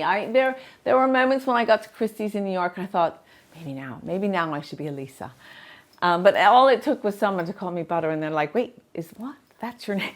We want to call you Butter." So I have never really been able to shed it. But in many ways, there are not many of me. So I feel like it's kind of served me well in a way. I never have to say my surname, which is Wakefield. So I only ever have to say Butter. And Butter is actually even my business, Butter Wakefield Garden Design is my business name too. So that's how I got that name. As you can see, there's more of this lovely pottery by a man whose name I can't remember, but I will remember eventually. And lovely flowers. The table's not laid yet, but I think that might be something that we can do together once we've been in the garden. So we'll do that after that. So from the kitchen into the garden, two steps down, which is lovely, not too much. Again, my door, which I'm going to talk to you briefly about because I think it's rather special. It's a stable door, which I spoke about earlier. But what we did, which makes it rather lovely, is it was a bit of a small opening. You can see the door itself is quite small and it felt a bit diminutive.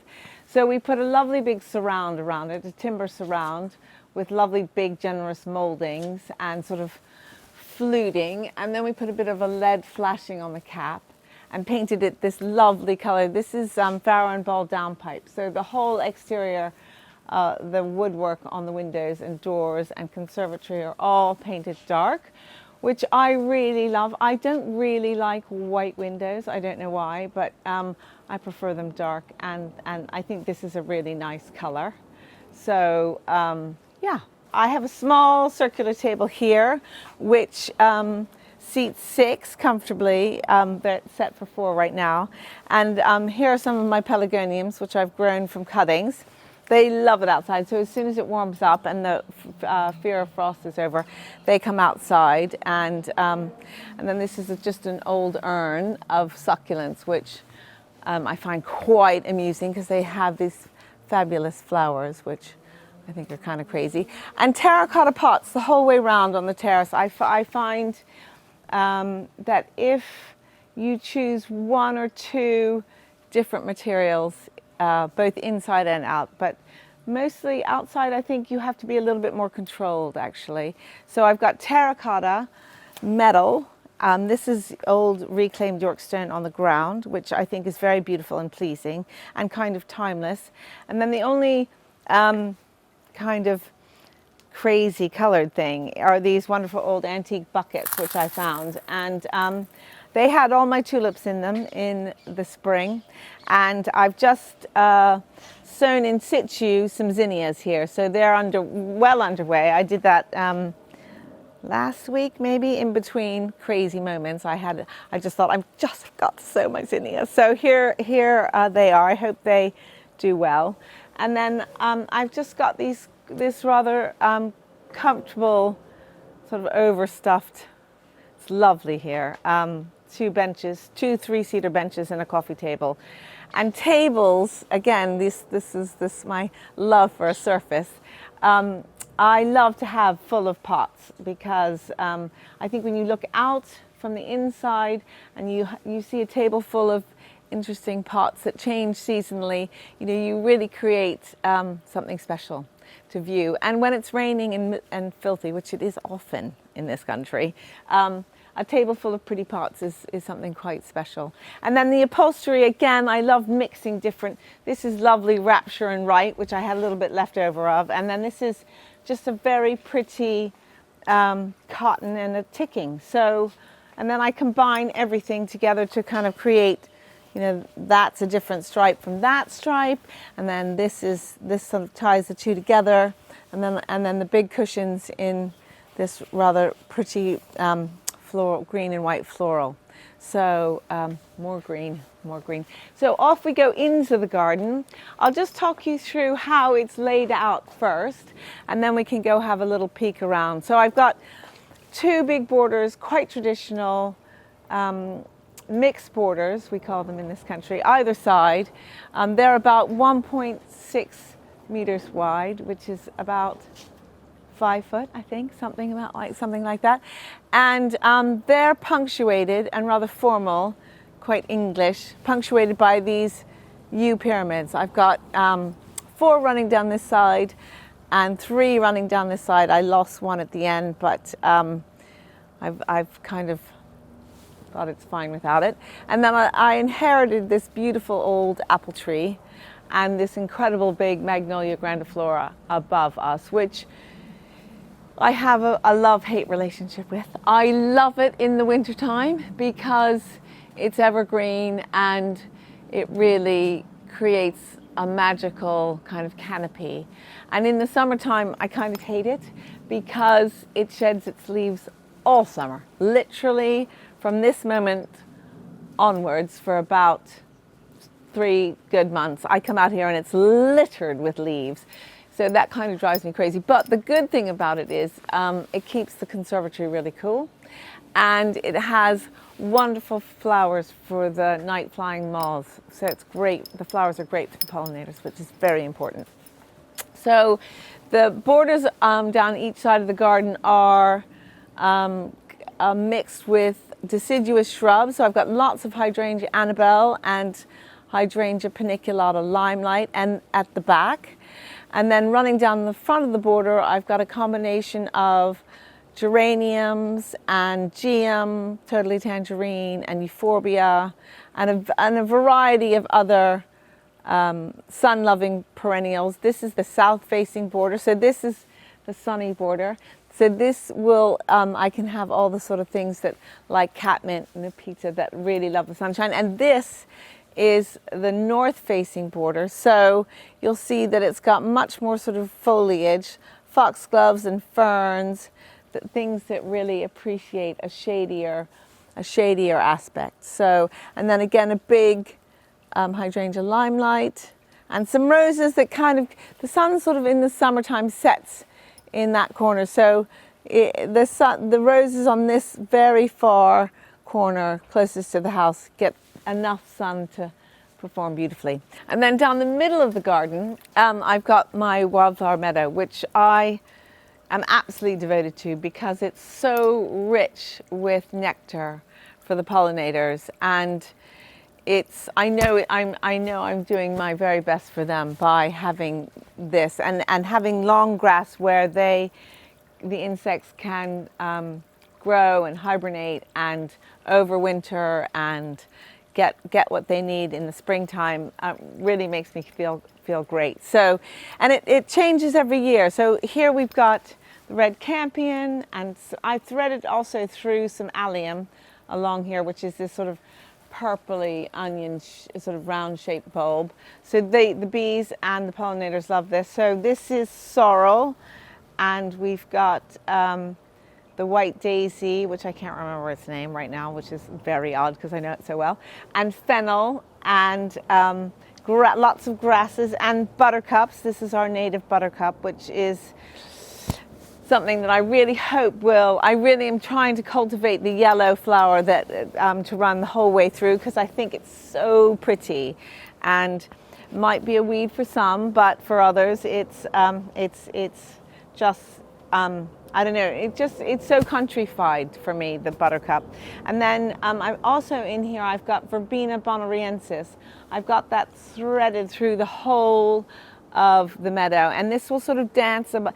It will sort of grow to this height, and it'll sort of dance above, and the bees and the butterflies love it. So it's all about creating, you know, pit stops and feeding stations for lots of the bees. And you'll see here, there's a great big fat bumblebee, you know, right on the red campion here. Can you see that? So I just think it's magical. I find it, there are bees and butterflies everywhere, but I find this the most captivating. It kind of soothes my soul, as it were. So this is the meadow, and it's easy. I was lucky enough to get turf. You can buy wildflower meadow turf and just roll it out. What it really wants is very thin, poor soil, so you don't have to enrich it or prepare it at all. So it's really easy to establish and create something rather special. So I try to include a lot of this in my clients' gardens too. I'm always suggesting. And then down this side, they're just kind of going over, but over in front of me on my boundary are some climbing roses, which I am particularly wedded to. I've got a series of, I think there's the pink one at this end is the Generous Gardener, and then there's Madame Alfred Carrier to start with, and then this is Blairy number 2. Sadly, they are just going over, but they really do add, they kind of create this sort of lovely sense of English countryside, which I think is so important. And then here we are, so we have some foxgloves too. Again, these, you'll often see the bees going right up inside the foxgloves. Oh, there's one that's just come out. So foxgloves are great for the pollinators. So is this little geranium phaeum. This is a really early flowering perennial, which loves the shade. It's kind of peppered through the wildflower meadow too, and I just leave it because it's so early to flower.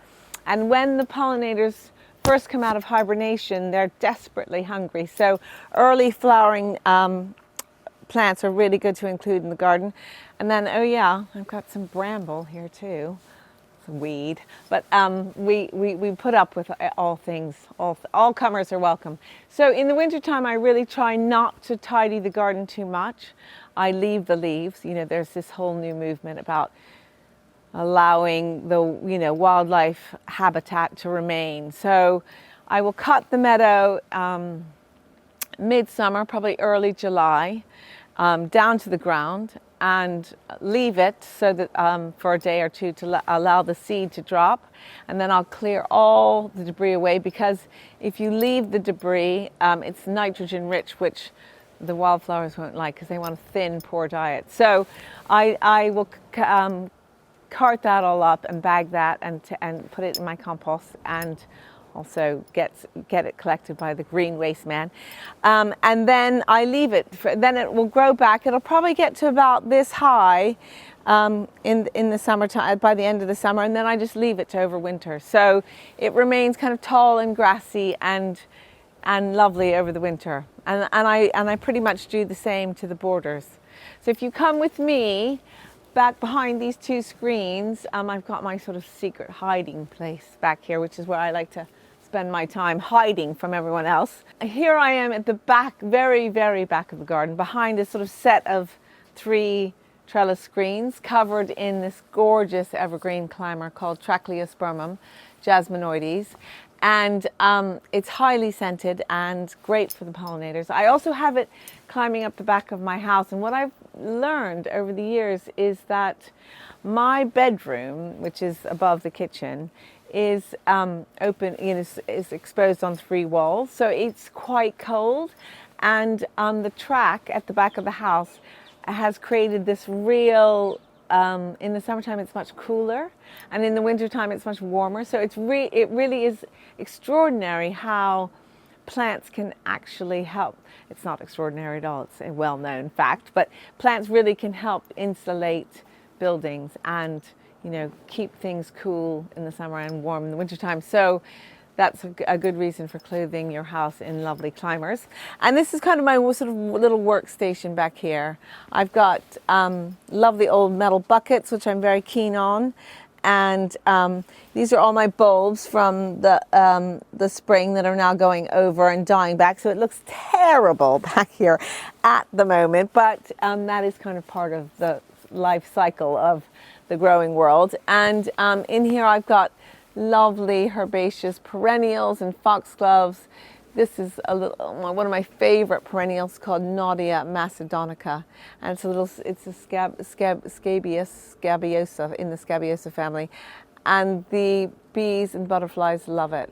So, as they do the foxgloves. And here's, you know, more terracotta. So I've got a sort of series of terracotta pots here, some with summer flowers, some with bulbs. And then this is a summer flowering planting combination here with Nepeta, Scabiosa, and then Acamilla mollis and a little geum. And my compost bin, which is very good, and just a little table, and my shed, of course. Not very beautiful, but you know, you have to have a place where the ugliness can be, really. So if you come with me, we'll go back down this side of the garden, the sunny side, and we can look at things from this view and this angle. So this is my focal point, which is my lovely basket, and it's a wicker basket. It's vintage, and a lovely antique dealer who I get lots of my clients' furniture from thought that I should have it as a reward for being such a good patron. And it's a grape harvesting basket, and in the spring it was full of tulips, and now I've self-sown or sown in situation some little seedlings of nigella, which is love and a mist, which is a sweet little summer flowering annual, so I'm hopeful that that's going to kind of explode in this frothy sea of sort of blue haze in a little moment's time. And then this border, again, it's got some lovely roses in here. So this is Bosco Bell, which is so pretty. And then this little one here is I think this is, I don't know what that is, actually. I couldn't tell you. But that's Bosco Bell, and this, look at this, this is so pretty. Look at the color of this. I think this one is Charles de Mille, just going over. So beautiful. But I might be wrong. I can't really, I'm not very good on my roses. I mean, I am, but I'm not. And then again, climbing roses along the boundary. This is a lovely big, another member of the scabious family, Scabiosa. This is Cephalaria gigantea, and this gets lovely and tall and has creamy colored pincushion flowers like the Naudia behind the screens, and the bees love it. Again, full of, look at this little moth on here. You've got to come and zoom in on this. I mean, that is so exciting to me. So we're providing nectar for that little friend. And again, my yew pyramids, there was box in the garden, box bush, boxwood, but it had the blight and the caterpillar.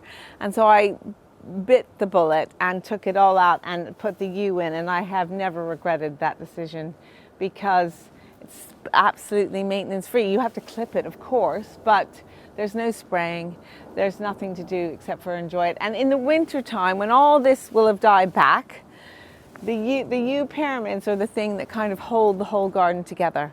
So it's the form in and amongst the chaos, and they kind of disappear in the summertime a bit, but in the wintertime they really come to their own. And I love a clip shape in a garden. I think if it's all frothy and pretty, it lacks a certain amount of style and form, and these provide that. So they're really, I wouldn't be without them. So I might pick a flower or two and take you inside, and maybe I'll show you how to condition cut flowers from the garden, particularly wildflowers, because if you don't condition them, they go over really quickly. They just wilt. Oh, look, here's a lovely big fat bumblebee. The most interesting thing about the meadow is this is red clover. Do you see that? There are so many different varieties of bumblebees, which I'm only learning about now. That one is very yellow and not black. You know, sometimes you see them and they're very black and white, but that one is just kind of a yellowy one. When I pick the wildflowers, which I tend to do, I'll pick to a set of leaves. So this is again the red campion, which has gone over, but I quite like this. I think the seed head is just as pretty as the flower. So I'll pick to a pair of buds here. And then for some reason I always turn it upside down. I don't know why. No gathering, no lovely, beautiful basket, sadly. But so, and then I'll pick at a set of leaves and turn it upside down. I feel like it kind of prevents any of the goodness from washing down the stem.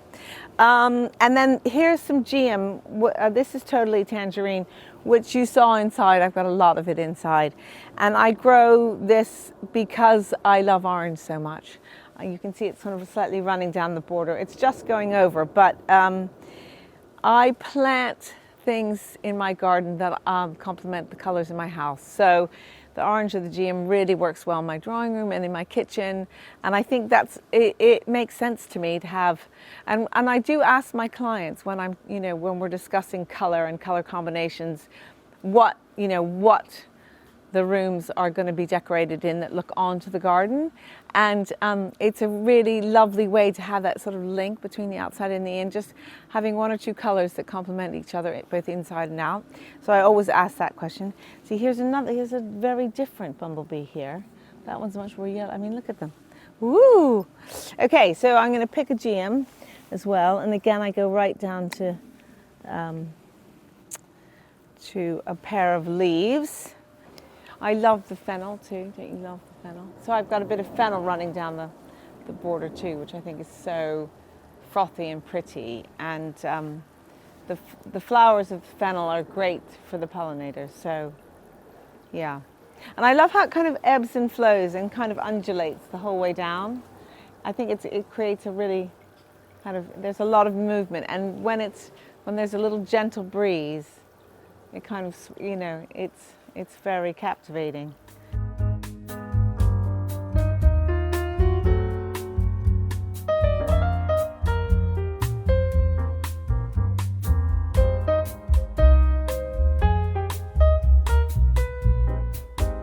So maybe we'll go inside and do a little bit of flower arranging and tablescaping. That sounds like a good idea. So I'm coming back inside. And I'd love to step by step talk you through how I lay a table, because I think it's something that I really enjoy doing. And but before we get embroiled in that, I'm just going to boil the kettle because I want to teach you how to condition the flowers. So I'll boil the kettle and then we'll come on to conditioning and we'll lay the table together. So I always start with an underlay because I think a cloth on top of a hard table is a particularly luxurious feeling. So I have this very patchy old underlay, and I think you can get them exactly to the same dimension of your table. So yeah, this goes down first. I love to add lots and lots of layers and texture and fabric to the table. And I think it looks really lovely when it's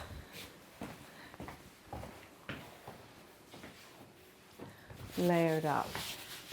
And then I've got this lovely old bit of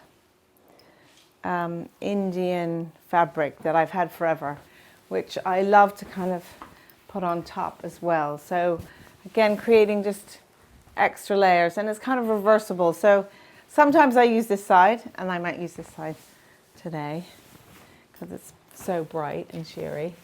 And my tablecloth, you can see, it doesn't quite fit the length of the table, but I really don't think that matters. I feel like it's all about, not making it too perfect. I don't know. I feel like our lives are so concerned about being perfect that when it's not, I don't think it matters. That's my philosophy anyway. So that's the sort of layering, the first 2-3 layers. And then I think it's fun to add a mat as well. Why not? So laying the table for 6. And again, color-wise, I think yellow and green is so spring-like and pretty. We're in May, and I think yellow and green just feel kind of right. So they go on. I love to entertain, but I do it in a very relaxed way. There'll be food on the counter, which I will have. I do like to cook, so it's very rare that I buy food for a dinner party.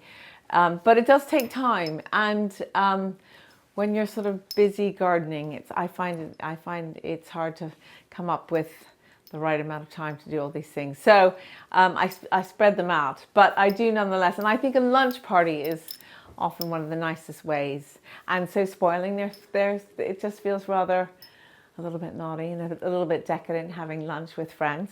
But anyway, so I've got my tablecloth and now my sort of Indian patchworky cloth on top. And then the next thing are these lovely white ceramic plates, which I think are really lovely and fun, quite chunky, but great. And what I really like to do is layer. So I also have these lovely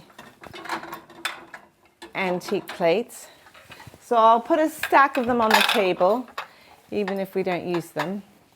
I'll always put a stack on the table because I just think a stack of lovely old plates looks so pretty. And I've got some pretty green ones as well, so they'll go on top.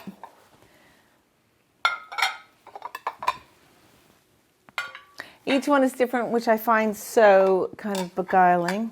I just find them so pretty and colorful and delicate. And I think, again, having some old things makes it table look a bit more special. And then I have these lovely stripy napkins, which I think are so spring-like. And again, they don't, there's a bit of yellow and green in them, but I just think they're so sweet. They've got sort of daffodils and again, they don't really match, but I think they all kind of go. So I quite like a very eclectic table that is colorful and bright. And yeah, so they're here. And the stripes are all going in different directions too, which is rather amusing.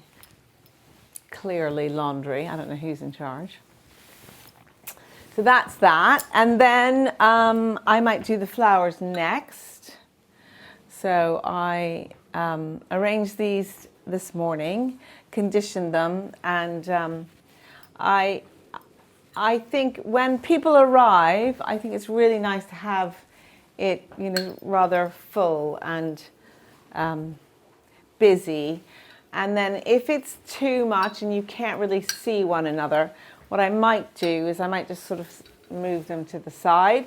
But I think when people arrive, it's really nice to sort of have the vision that you want of the table.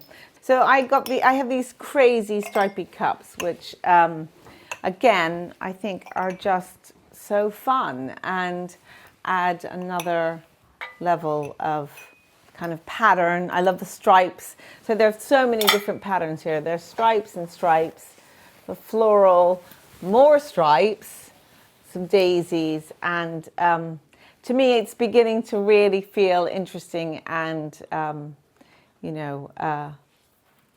there's a lot of detail which I think makes it a nice, really outstanding place to be. And then I've got more color, I've got these rather gorgeous pink and orange Marani glasses, and I think they add, again, just more pattern and more color to the table.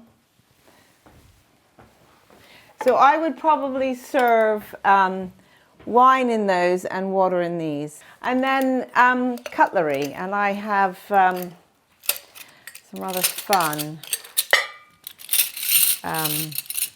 bamboo handled cutlery, which I think is, again, a lovely contrast, you know, to have a bit of weightiness to the table, you know, not all light and pretty, and but the brown I think is very pleasing to the overall design of the table.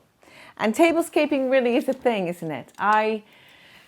I think it's almost as fun as coming up with the guest list and cooking for your friends. I think laying a table or setting a table, as you say in the States, is a really lovely thing to do. I get a lot of satisfaction and joy from you know, sitting at a beautifully laid table, but also doing it myself. So I think it's a very nice thing to do. And don't you think the brown goes so well? I think the brown really sort of makes it feel less kind of girly, as it were. Then I've got these crazy glug jugs up here, which I have to carefully extract from this ridiculous setup I have. But they are my water jugs, so I'll fill these up. And I love to put lemon and fresh mint in the water. I think that's just a very simple, nice way of making the water, or even fresh cucumber. I think fresh cucumber in water is a really nice, tiny extra treat, which I think is well worth doing. So that will go there. So yeah, I think that's pretty much how I would do it. I would have serving dishes down here at each end, and I think it's really nice to have everything on platters that you can pass to one another around the table.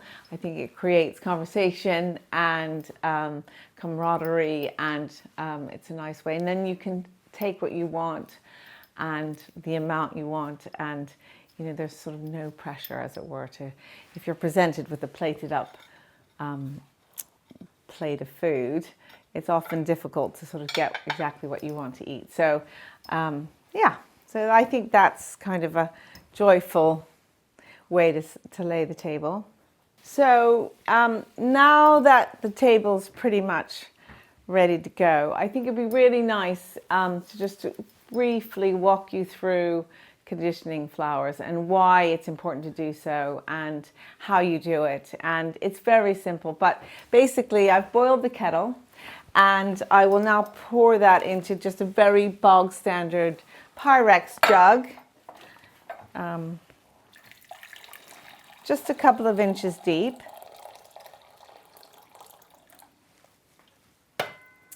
And then I'll have something to put the conditioned flowers in. It's important that they transition from the boiled water into their final resting home. So this is just a little green bottle which I collect. I've got lots of lovely old bottles here, which I think are really fun. And I like adding those into the table as well as the sort of bigger arrangements. I think it's fun to kind of have varying heights of flowers on the table. And then I also think it's nice to add some candles, which I'll do at the end. So here we are. We've got our boiling water and we've got our freshly picked little blooms, and it doesn't take long for them to start going over. So you have to, I do it quite quickly, and I often do it while I'm in the garden. I'll set this all up and with my cup of coffee in the morning on Saturday, and I'll condition them right away. So it's really important, so this is, you can see it's already looking a bit tired, is to take any of the green leaves off the stem, and then you plunge the stem into the boiled water, into the boiling water, cut below the water level, count for a few seconds, 1, 2, 3, 4, 5, 6, 7, and then in it goes into its jug. Again, remove the green, and it's a good idea I learned recently not to pull the green leaves off the stem. It's far better to break the green leaf off, because by stripping the green leaf down or pulling it down, it often weakens the integrity of the stem. So it's better just to twist the leaves off the stem and not pull them down. And then that goes in there. And then here's a very beautiful bit of grass that I picked from the meadow, which I absolutely adore. So again, just cut the foliage off, the leaves rather, below. If it's slightly woodier, I would count for, instead of 5 to 7 seconds, I might count to 10 to 12 seconds. And this is slightly, just ever so slightly woodier. So, but see, that to me is very pleasing, very simple. There are 3 different things in there. And then I've got the seed heads from the red campion, which again I really like the look of. It's different from the flower itself, but I think it's equally pleasing. And then I kind of approximate the height of it. I think I need it a bit shorter than that, so I'll cut it a bit shorter out of the water, and then I'll cut it to, I hope, its final height in the water. And there the air bubbles are rising, so I know that this is working. And it's good to cut flowers on the angle, the stems on the angle, because then they have more surface area to draw up the water, to keep them happy for longer. I have a lot of good gardening gear because I'm, at it all the time. And Milwaukee, which is a Japanese brand, make these flower scissors, and they're wonderful. They hold their sharpness for a long time. They're very, very pleasing on the hand and to handle. And yeah, they're ergonomically good. And yeah, I like the brand a lot. You can see I've got a pile of them here, the Milwaukee with the yellow handles. And they're really, really, and they keep their edge really well. So they're good to, they stay sharp basically. So I'm a great fan. And I also have their gloves too, the Milwaukee gloves. They're really good too. So there we go. So that's just a little, and I might add a few of those to the table as well, threaded down the middle. And then I think no table is complete, even if it's lunch in the daytime, without a candle and a candlestick. So these are lovely Astier candlesticks, French, and with great big yellow. And again, like flowers, I think candles should be at varying heights. I think you want some tall and some short to create sort of gentle sense of movement. And I don't think they have to be set out equally. I don't think they have to match. I don't think they have to be, in any way, shape or form perfect. I just think choose them. And I would never in a million squillion years ever have or use or choose a white candle when you can have a yellow candle or a pink candle or an orange candle. So I think color, again, I have banged on about it a lot, but I think, that is pure joy to me. And with the green of the glug jug and the plates, I just feel like it's just an extra layer of prettiness. So there we go, the table. Homeworthy, thank you very much for coming. I think you've taken up quite enough of my time.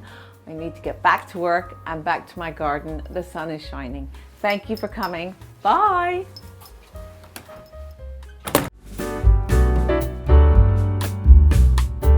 Hi Homeworthy, my name's Miranda Utridge. We're here in London. Welcome to my home. Come on in.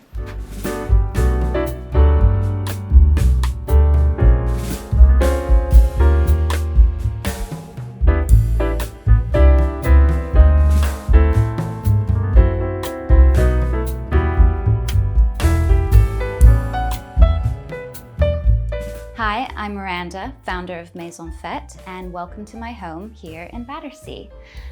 We found this place a little over a year ago. It's a 19th century terrace kind of cottage house, and built in an estate that was originally built for artisans and workers, with schools, recreation, and a lot of community-focused buildings. And we are lucky enough to be joined by our family dogs, Georgiana and Ophelia. They are on a little vacay in London right now. So welcome, I can't wait to show you around, and let's get started. So this is my living space, and one of my favorite things about this space is the original Victorian fireplace and tiles. I wanted this space to feel super cozy and warm. One of my favorite pieces that I own is this tapestry here. It was actually one of the first kind of big purchases I made when I became an antique dealer.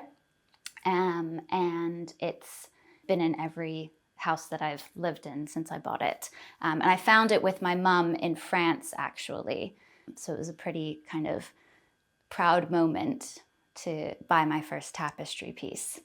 A lot of what I buy is antiques and secondhand furniture, and I'm a big DIY person as well. You can see some of the molding in this space downstairs was put in by my partner and I, just to add a little bit more of an historical touch and aspect to the house. So because I specialize in antique tableware sourcing and selling, I do collect a lot of it for myself, and I find that it makes for the best home decor. I also love collecting old books, and as you can see, I've got on these shelves here, along with some antique plates and some creamware pieces that I love to put out on display. This was a piece that I also found in France, where I get most of my antiques from. I actually found this cupboard separately and paired the two together to create a bit of a vignette here. And I love kind of blue and white porcelain and ceramics, as you can see. And I also got these lovely foxgloves from my neighbor's garden. She was very kind to let me have some for today.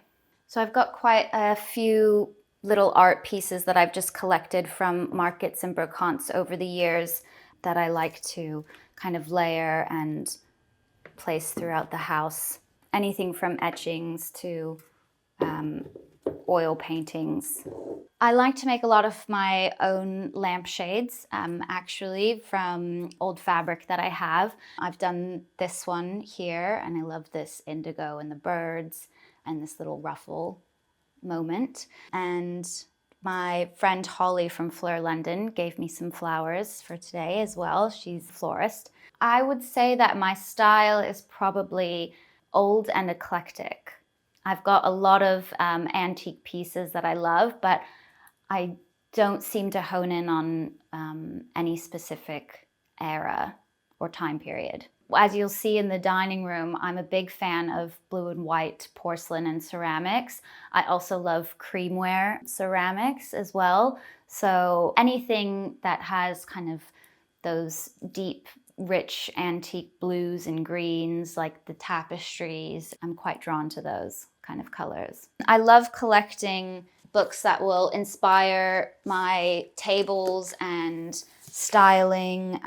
This one my mother actually just gave me, Martha Stewart, which is a classic. So whenever I've got an event to style or am going to host a dinner party, I'll always have a quick look through some of these books to get some inspiration.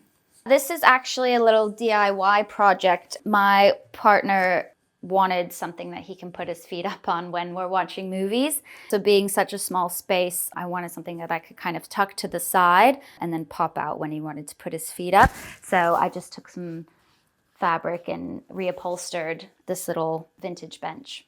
So this mirror my mum gave me as a Christmas present a few years ago, and it's an 18th century mirror, and it's one of my favorite pieces. And I actually got it before we moved in here, but thankfully it was the perfect size to go above the mantle and kind of become the centerpiece of the room. And coming off the living room is our dining room, and when we first walked into this place over a year ago, I knew that it was for us just because of the amount of space that we had compared to the old flat that we were in, where everything was kind of jammed into one room. I love that this house has an open plan, but everything still feels quite cozy. We got this dining table, we went with round, and it actually extends, so when we have guests over, we can extend it and host more people. I've got another tapestry piece here, which I found in France. We put up molding in this space as well. I really love that this dining space has these built-in shelves here, which we created a little kind of bar area. So when we have friends over, we can have drinks. So we've got that set up here. And then you'll see my collection of 18th century Chinese export porcelain, which I do use sometimes, but most of the time it is on these shelves. We've got a little porcelain lamp here, blue and white to match the rest of the blue and white that's going on the shelves. I've got this beautiful English silver tray that I found at an antique shop just down the road, actually. And this piece of art I really love. It's 1950s charcoal drawing of, a teapot, a tureen, a champagne flute. So just more tableware, inspired decor. So I find a lot of these pieces when I'm traveling for work. I founded a company called Maison Fête, and I source and style antique tableware, which is available to purchase through our website online. And we also do event styling and photography styling. I started Maison Fête 3 years ago in the hopes to teach people the joys of dining with antique tableware pieces and to elevate their everyday dining. So it's amazing now. We've just started doing a lot of workshops now between France and London, which is super great to meet my clients and customers and teach them hands-on how to set a table, how to work with antique pieces, and how to arrange florals. I've spent quite a few years now collecting antiques in London and in France, but I'm actually not from here. I am from Dallas, Texas. I've been in London for 5 years now, and before that I was in Australia, in Sydney, for 8 years, where I studied interior design. And I came to London and took a job working in event design. My brother was living here and my family was part-time in France, so I wanted to be a little bit closer to everyone here. I picked up this chandelier here at a market just outside of London called Kempton and found the lampshades online to go with it.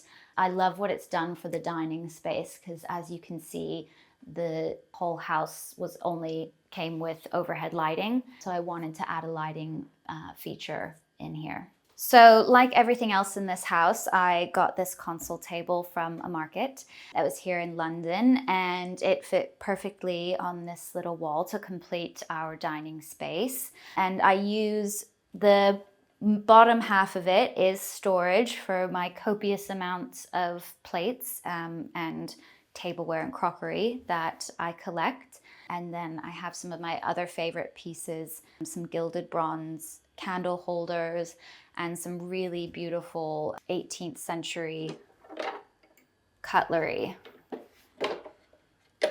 that I put on display because I love to look at it every day.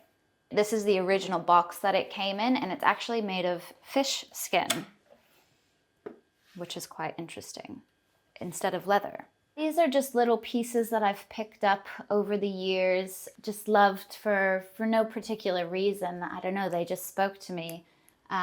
This is actually one of my favorite plates. It's all hand painted, and I'm so sad that there's only one of them that I've discovered. That's why it's up on the wall. So next we have the kitchen, and it's just through here. Here we are in my kitchen, and this is one of my favorite spaces for entertaining because we have this big bar here. I love the wooden countertops, and the first thing that I did when we moved into this space before unpacking a single box was putting up wallpaper in here just to give it a little bit of character. I chose this beautiful pale green floral trellis wallpaper, which makes it feel like a little English cottage in here. We spend a lot of time in the kitchen. Both my partner and I love to cook. We're cooking every day. So I would say this is the most used space. So like with any rental house, there are always a few things that you would like to change that you can't. Although I do love this kitchen, the cabinets aren't my favorite color ever, but I find that with the wallpaper that I chose, it kind of offsets the brightness of them. There's really no more space in this house. I think every cabinet and every cupboard and every closet is full of tableware pieces. So as you can see, I even have baskets and ceramic bowls on top of my cabinets here. So I have my collection of antique chopping boards here, which come in handy for summer dining and eating out in the garden. My other favorite part of the kitchen is this window here that looks out to our garden. I've got all my herbs in the windowsill. This is my favorite wall of the house, I think. I've got my china cabinet here where I keep some of my favorite and most special antique tableware pieces. But first I'll show you these wonderful little sconces that I picked up at a market in France. And they've got this beautiful little floral detail. And I've paired them with these embroidered artwork pieces here of flower bouquets tied with ribbon. We've got our extra dining chairs on either side of the cabinet for when we have dinner parties. And each of them are these beautiful tapestry pillows in this green velvet that I really love. On top of the cabinet, I have a collection of embossed terracotta pots. These are, I think, are just so fun. And you'll see actually out in the garden how much I really love antique terracotta pots by how many I have. But these ones are quite special and they're all a little bit different. I especially love this one here with the trellis design. This gorgeous blue and white tureen, which you can see has been repaired and stapled. And most people would probably turn away from a piece that's been damaged, but to me, it just goes to show how much someone loved it. They loved it so much that even when it broke, they took the time to repair it. And it really speaks through the piece. So it's on display there. And then if you open the cabinet, the first thing you see is my collection of Annie goblets. So this is a goblet that I designed myself for Maison Fête. And it's based off of the Georgian green petite goblet. As you can see here, in the 18th century when they were made to be very small because someone was always filling up your glass. And my mum had a collection of these antique goblets, and we loved them so much, but we could never use them at dinner parties because you couldn't really drink from them, 2 sips and you were done. So I made it my mission to recreate them in a larger scale, but keep as much of the original shape and integrity of their original characteristic as possible. And then I named it after my mother. So this is the Annie goblet. So I also have a collection of 18th century porcelain plates. I have this beautiful green border and floral design, which kind of is the backdrop of our hutch. So you can also see a small collection of antique cutlery pieces here. Back then, everyone used to bring their own cutlery with them to dinner parties, and it was kind of a status symbol. So they were really ornate and often beaded or hand-carved or decorated in gold and jewels. And so these are a few pieces that I've found over the years that are just absolutely beautiful.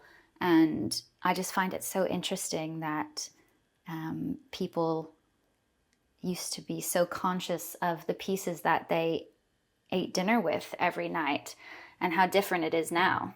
And then this pair of glasses I actually bought myself as a birthday present a few years ago. These are 18th century hand engraved. This space is obviously the main transition out into the garden, and I wanted to keep it quite open because it also has the opening into the kitchen. So a lot of the times, you know, we're entertaining in this space, but I knew I wanted to put my china cabinet here with all of my favorite pieces. So that was kind of the main focus. So next I'd love to show you our garden, so come with me. So we're super lucky that it's summer now in London, an actual summer, not raining summer. I love to garden. I love spending time out in the garden. I love working with my hands. So I've done quite a lot to this garden since we moved in. There were a few things, but a lot of it I planted myself. So I'll just show you around a little bit. We've got some beautiful climbing hydrangea and jasmine that I'm hoping eventually will kind of cover this window, around this window here, and frame that quite nicely. And then over here is my little potting station. I have quite the collection of antique terracotta pots. I do end up using all of them. It's kind of like on a rotation, but I absolutely love them. And I especially love the smaller ones, which are great for little herbs or seedlings. So I don't quite know how this happened, but our parsley has gone insane and it's kind of taken over this corner of the garden. We also have a little bit of apple mint here that I've planted. And yes, we now use a lot of parsley when we cook. These haven't bloomed yet, but these are Japanese anemones, which they'll come in later in the year. And we've got a little garden bench here, this is one of my favorite spots to come and sit, and also Ophelia's favorite spot. The thing I love most about this home, I think, is definitely the garden. When it's warm and sunny, we spend most of our time out here. We'll eat breakfast out here. We'll have dinner out here. My partner is South African, so we have a lot of braais out here during the summer. It's so nice to be outside and to have this kind of garden space in London is such a treat. This is actually a basket that I found on the side of the road and decided to plant raspberries and strawberries in it. And this strawberry plant is going on like 3 years strong now, which is quite huge.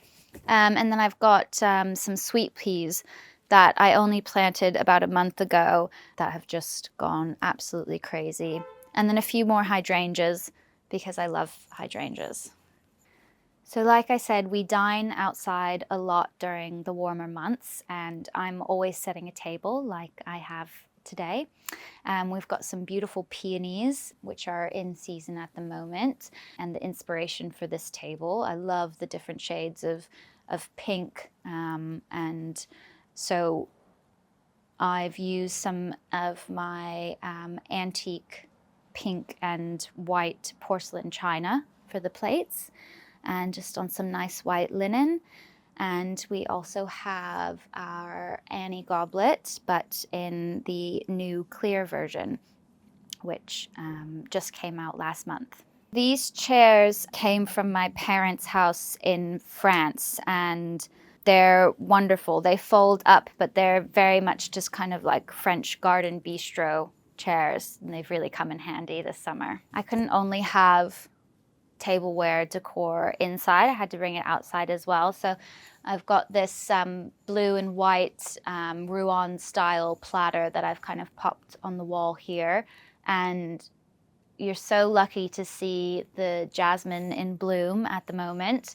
It completely surrounds the entire garden, and it just smells amazing this time of year.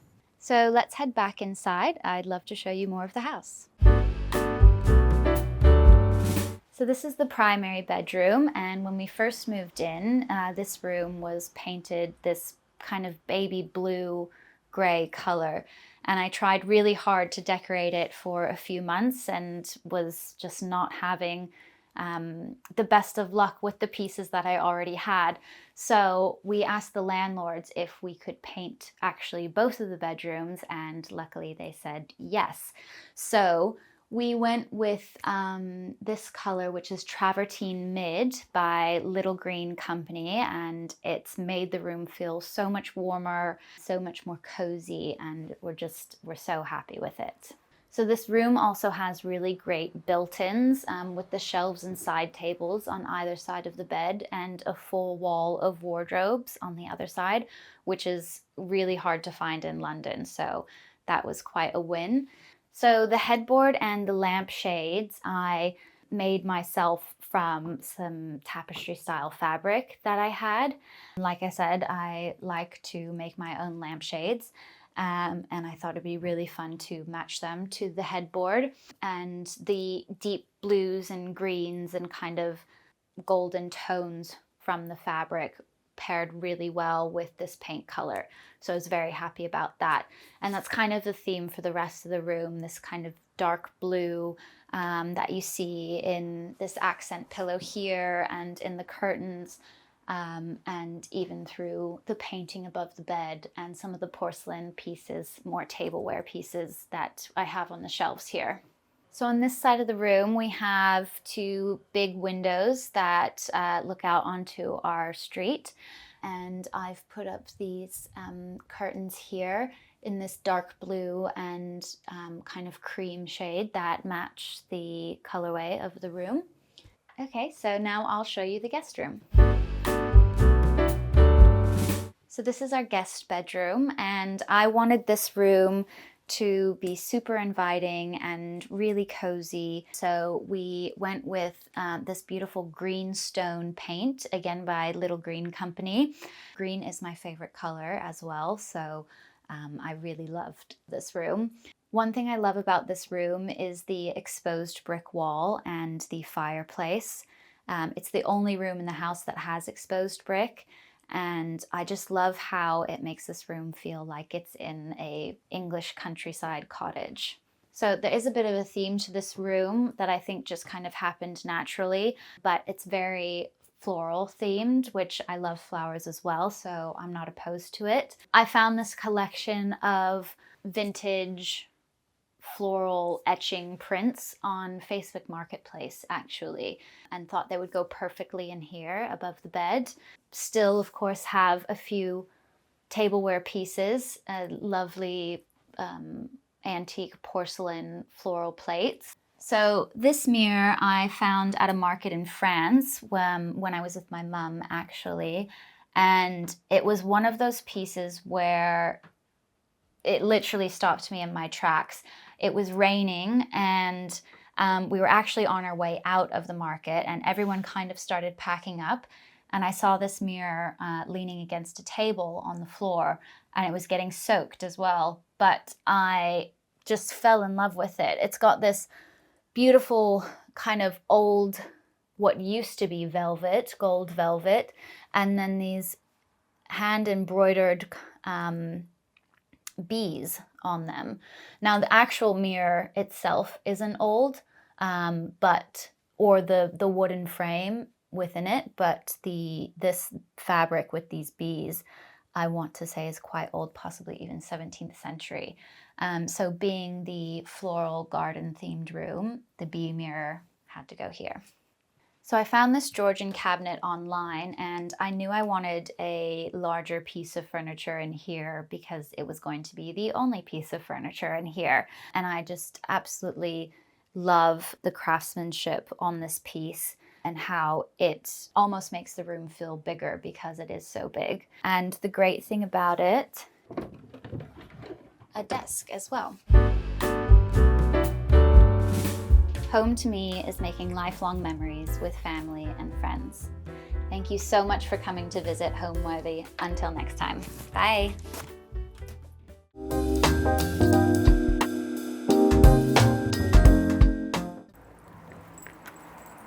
Hi Homeworthy, I'm Fiona. Welcome to my home in London. Come on in, I can't wait to show you round.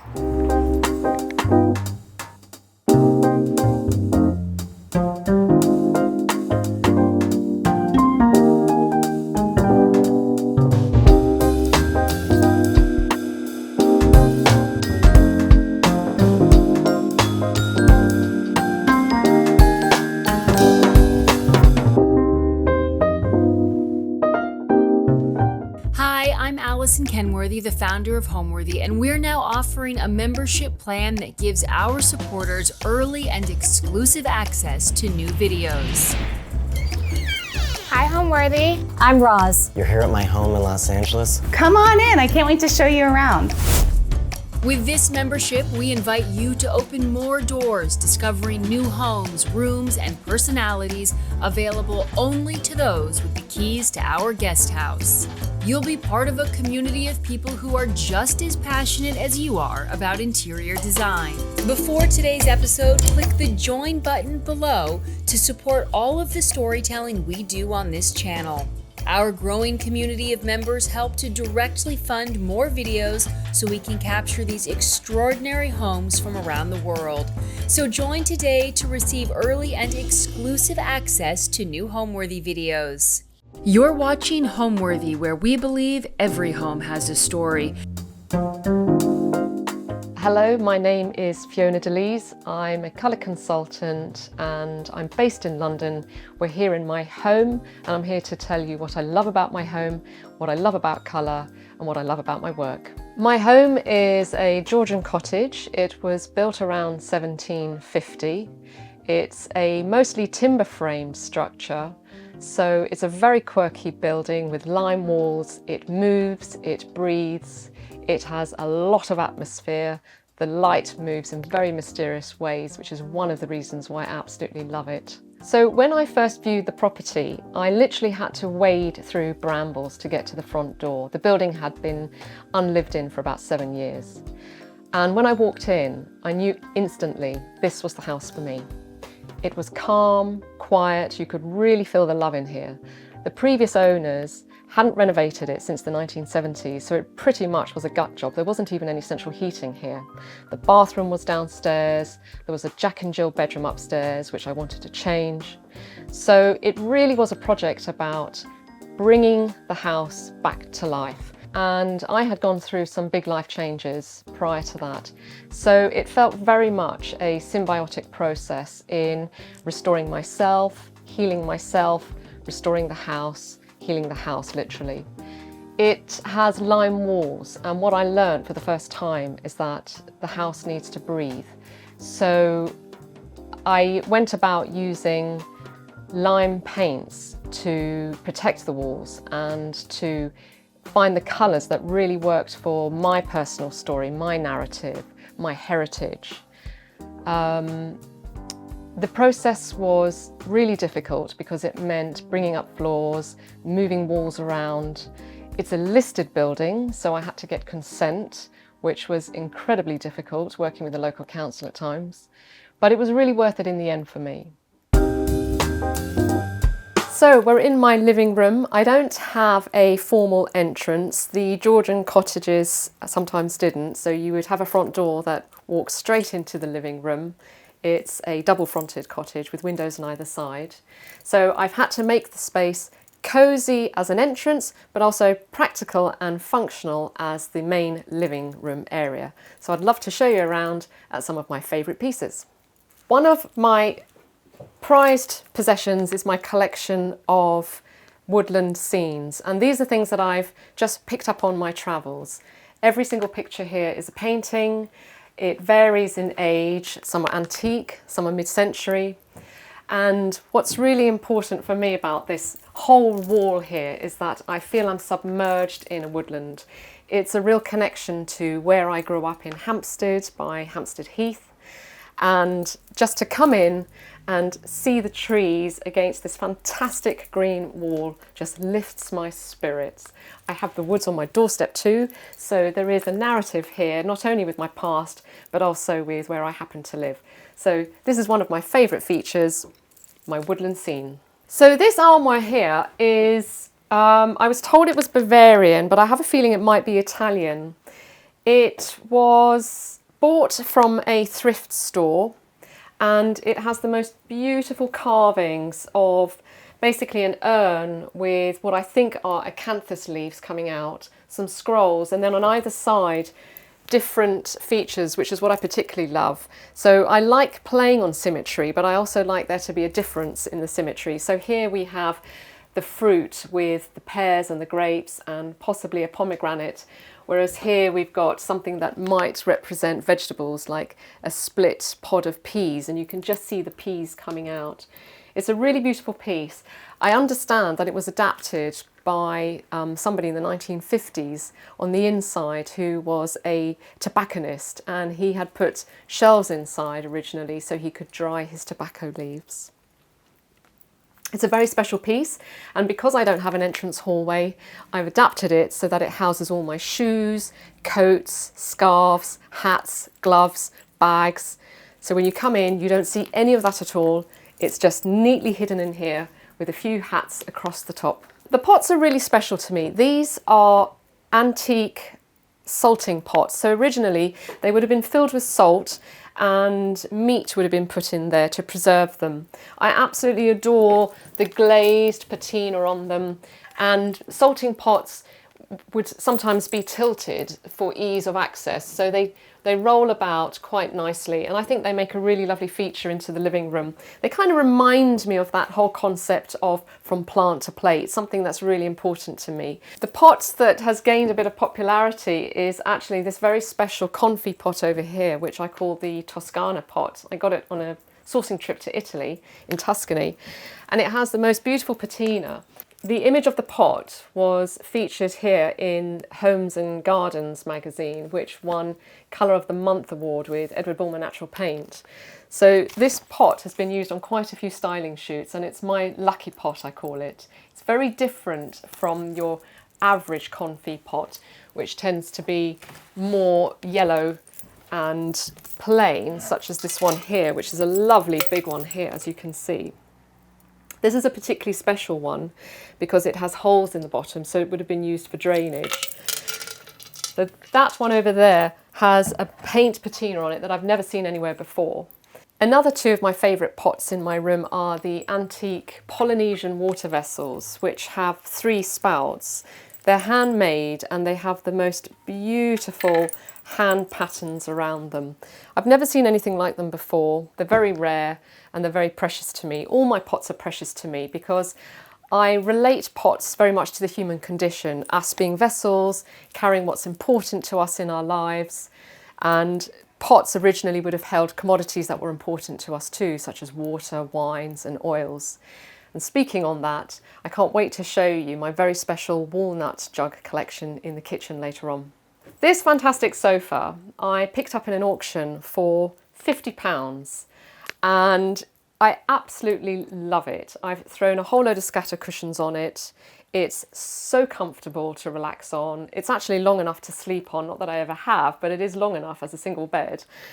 It's a great piece to relax on in the sun, reading a book, especially in the winter when you just get that heat falling onto your body. It's one of my favourite places to sit so I can just look outside.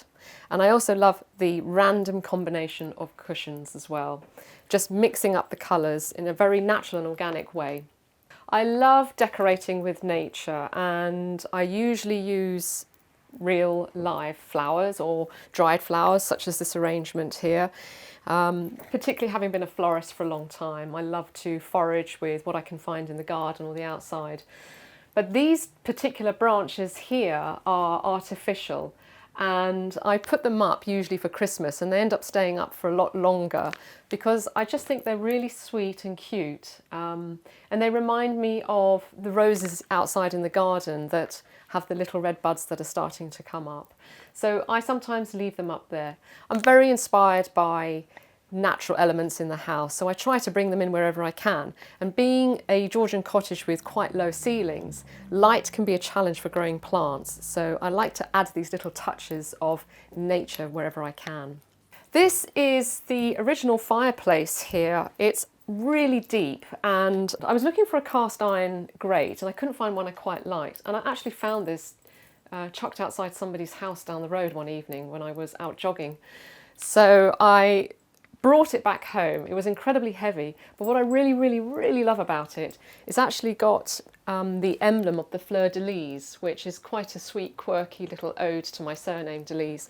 So at the back there are 3 fleur-de-lis signs. I also love to throw lavender on it when I've got a live fire.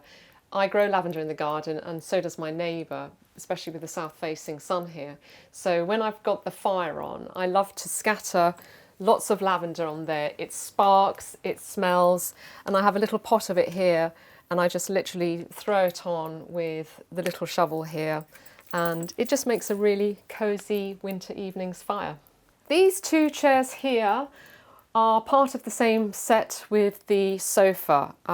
It was basically the deal. I couldn't take just the sofa, I had to take the chairs as well. And as it happens, they worked out really well. One of them is literally collapsed underneath, but that becomes the dog chair with a blanket on it whenever anybody visits with a dog. So that's the allocated dog throne, whereas guests get to use the hair-free one. I actually often hear from people this concern about mixing red and green and it perhaps making a room feel a bit Christmassy. For me, I actually don't think that red and green together looks anything like Christmas, funnily enough. And the reason for that is because if you actually look at nature outside, you will see that there are a lot of natural combinations in the garden that involve different shades of pink to dark pink and into red and green. So the trick to it not being too Christmassy would be to use muted colours. So if you have a look, for example, the reds here, they're quite antiqued, dull colours, and I think sometimes if you use a material where you've got a texture and a pattern and you get these 2 tones here, so you've got the deeper reds with perhaps the lighter colours coming through, that breaks it up a little bit. So don't be afraid. I would encourage people not to be afraid of mixing red and green together. It's a beautiful combination, but I would also layer it with perhaps other colours like the chartreuse greens, maybe some soft dusky pinks and apricots, and maybe some dusky oranges. Then you really do diffuse that whole idea of it being anything too Christmassy. The other thing that I really love about this room is I have a bit of a gripe with radiators, especially if they're not antique old ones. And when, bearing in mind that this house didn't have any heating, I had some very good radiators put in, but I don't like looking at them and I don't particularly like painting them. So I like to mask them. And what I have done here is I've taken a beautiful half screen that I found in an antique shop and I've placed it across the radiator, so it almost acts as a little background, again going back to that whole idea of layering coming from my set design days. So I'm layering behind the chairs to give a background, a pretty background, but actually there's a very practical reason there for me. I'm hiding the view of the radiator as well. What I learnt in moving to this very special property is the importance of understanding the atmosphere of a house. And by that I mean we bring our own energy into a house, but ultimately, particularly old buildings, they very much have their own character and personality, and you need to settle with the space. You need to learn to read the light. You need to understand how the light moves through the rooms in order to think about how you want to live in those spaces, how those spaces make you feel. And this was really part of this restorative process, was about understanding how do I want to feel in this space? How do I want it to make me function on a daily basis? And how do I want to bring my narrative into it through colour, through natural light movement and through decor? So these are the sort of important elements that I bring to my work as a colour consultant. This house has really helped me understand the importance of narrative, story, light.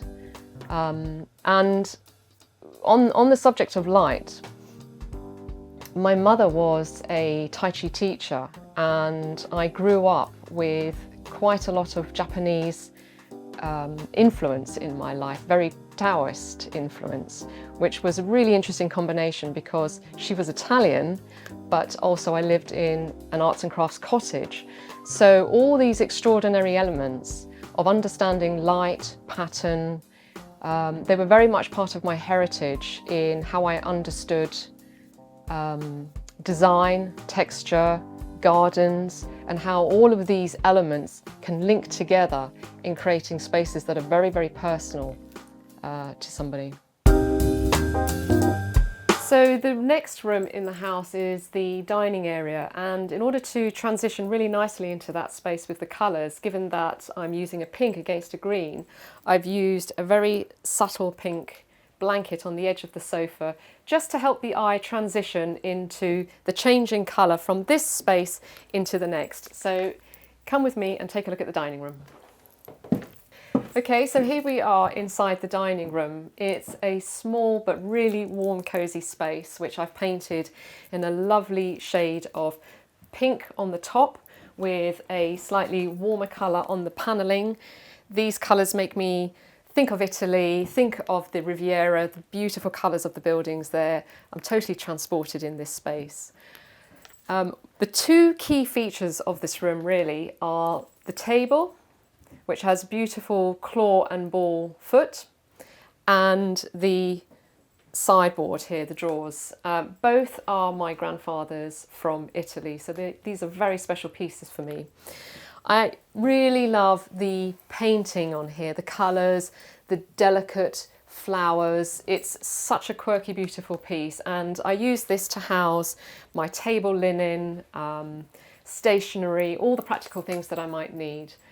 And then on top I have the Casa Pupa lamps, which I got from a client when I had my previous flower shop. She was getting rid of them. She hated anything from the 1950s and wanted everything modern. So I snapped these up because these are an absolute steal. They are pomegranates and they're just simply beautiful.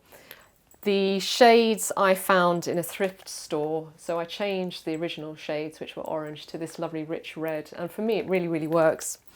And then scattered on the top are a collection of these beautiful gemstones, which I just think are really pretty, and I love layering with natural elements. So it doesn't have to be just botanicals, it can be minerals as well. And I think the treat on the top really is the ostrich egg, which again I found in another thrift store, and I absolutely love this. It's such a beautiful piece. So it sits here quite proudly as the only egg in the room. The dining table, I have memories of using this in Italy. The chairs I found from a friend who's a mid-century dealer. I think they work really well. Again, I love this soft muted red, which goes back to what I was saying before about if you're using red, try to go for colours sometimes that are a little bit aged and antiqued, like this colour here. And for winter, I always throw a really nice, comfortable sheepskin rug. So when my guests or when I'm sitting down here at the table and I've got the log fire on particularly, I just feel really, really cosy. These two chinoiserie panels are really extraordinary, and I'm yet to finish them off. I haven't quite decided how I'm going to do that. These are silk. It's black silk, and they've been hand painted with this beautiful scene of birds of paradise and flowers and greenery. They're just so delicate, but I particularly like the fact that they're on a black background. So I have two of them here, and I think what I might do at a future stage is put them inside a beautiful frame and have them glass mounted so I can put them up on the wall.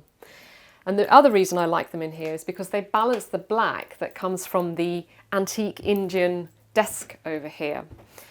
This is a really special piece. It's probably about 200 years old, and it has very useful storage. But what's particularly interesting, a friend of mine who's a gardener said that he thinks that it actually has cardamom leaves painted on it. So these could potentially be cardamom heads with little cardamom leaves. And I love the fact that this particular part of the desk is less worn than the rest of it, and that's because it usually sits up like this. On either side of the desk I have these huge tall grasses which I once used on a styling job. The theme was something quite magical and mystical, and we were approaching winter, so I used a lot of these scattered around, and I just love the colour of them. I love the muted tones and how feathery and magical they look. I couldn't bear to get rid of them, so I've propped them on either side and they just about fit in with my low ceilings. And they beautifully frame a very special painting of a bird's nest here with the egg, and I have here an actual nest that I found that had fallen out of a tree. These are all mementos of early childhood memories to me, which have naturally come my way when I've been on sourcing trips. So this is quite a special little corner for me in a very different way to perhaps the other features of the room. Because I have the woodlands on my doorstep, often when I go out in the mornings or in the evenings, I can hear the woodpeckers. And here I have a vase which I think is probably about 1940s, 1950s. I found this vase which has the woodpecker on the edge of what is pretending to be a trunk. And these are ferns that I've picked from the local woodland, and I've just left them to dry. So again, not only is it something that I think is really pretty to look at, but it's just reminding me of those moments when I go out for walks in the woodlands and the beauty of nature that I see. Over here in this cabinet, I have a collection of wooden block prints, and they're all quite different. So at some point, I'm really looking forward to the idea of getting them out, playing with my paint colours, and maybe doing some block print work on silk or canvas or linen. I'm quite fond of those over there. And over here I have, on this little shelf here, a lovely collection of books that are to do with nature. So I've got geology, I've got birds of the British Isles, I've got stories called On the Nature Trail, woodland trees. These are all books that I've just found when I've been out and about. And I really like the way they play on those muted greens and reds and apricot colours. This is just my little nature corner over here. The style of my home is very eclectic. And this is because I don't adhere to any trend. I never have. I think it's really important to acquire things through time that speak to you on a personal level, and then eventually you can amalgamate all these things to actually create the style that's important to you. I've decorated my home definitely in a very colourful way, but what I really like about the colours I work with is that they can be quite deep and strong, but also quite muted and aged. So in a way, I really like to work with antiqued colours. So greens and reds and perhaps purples and browns that look like they've been aged with time. Some of the items I've inherited are from my Italian grandfather in Italy, which are very much statement items in the home. And the rest of the items are things that I've just acquired through my styling career, through my travels, things that I've looked at and thought, that's got a really interesting story and I want that to become part of mine. So I very rarely actually go to a shop to buy something new. Pretty much everything I have has either come from thrift markets, antique markets, auction houses, just things that I've not expected to find and that life has just tossed my way, a bit like opening a Pandora's box and just suddenly seeing something you think, I've got to have that. Going across the middle of this room is this original beam supporting the upstairs part of the house, and I wanted to make it a feature, so I painted it black so it worked with my black panels, and I did something different for a change. I used a gloss so you could really see it. And then going across the top of it, I hung some hops. So if anybody hasn't ever used hops before, I really encourage you to use them. When they first arrived, they were still a little bit green and fresh, because when you order hops, usually they come quite fresh because that's when they're at their most supple and they can bend. The smell was absolutely intoxicating. It was just deliriously delicious. And I put them up and you just leave them because then they dry and they crisp, and they've become quite a feature of the room now. So this is basically a hops ceiling. On one side here, I took the wallpaper down because I wanted to put a lime wash effect on the ceiling and I wanted it to breathe, whereas on the other side it had been papered when I first renovated. So I've taken the paper down here as part of a second stage of restoring the building, which I've started to do by changing one wall here with the colour, going from a lime wash effect of a colour that I mixed myself using paints that I've got left over, so I get this slightly mottled effect on the walls, which I really, really love here. And then I mixed a slightly darker colour to set this off, as opposed to the flat colour which we've got on one side here. So this is my corner of experimenting with mixing colours, mixing my own paints, and going for an effect on a lime wash wall. The story with some of the African artifacts I've got around the house is a story that links me to my father, actually, who spent quite a lot of time living in Santa Fe and Albuquerque when I was a child. And I have collected some beautiful Cuba cloths which I have upstairs, and to complement the theme in another part of the house, I've collected a few of these African masks.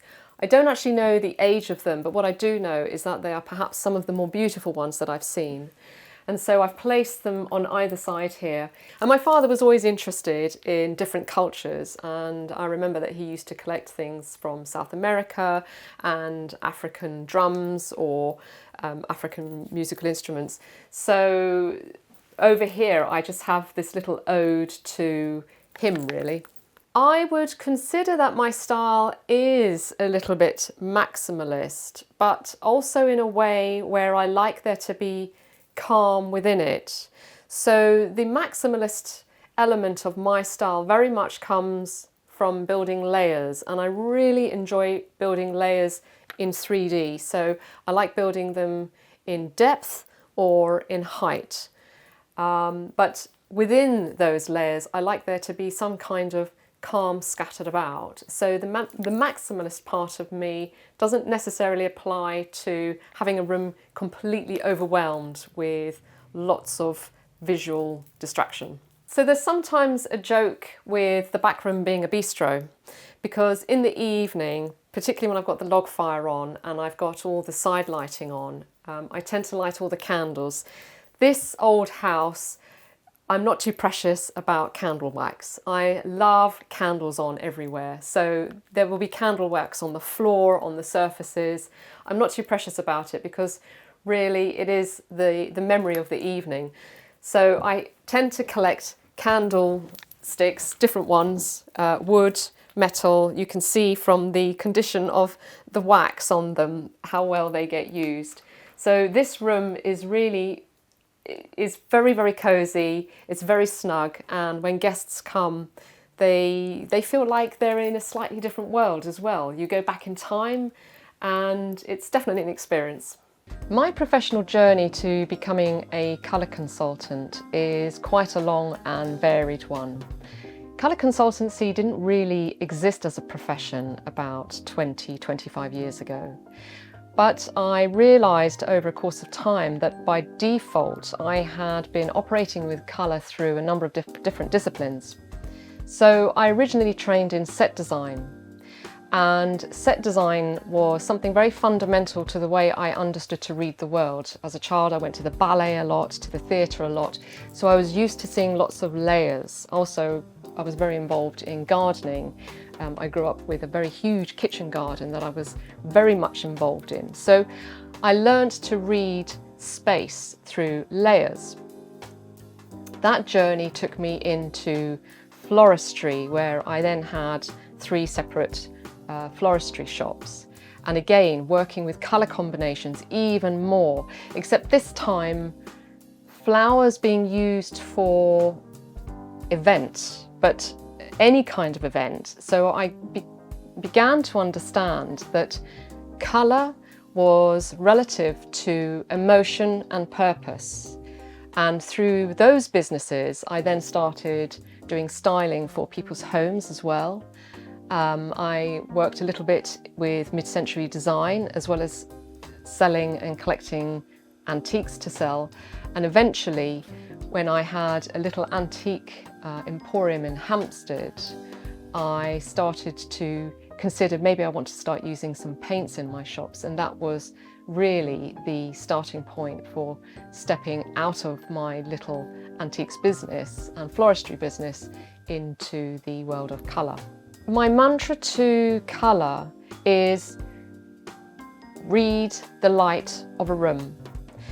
I think it's totally fine if you are somebody who loves bright, vivid colours, or if you're somebody who likes really calm, soft whites. I work with people who love all different types of colours for their home.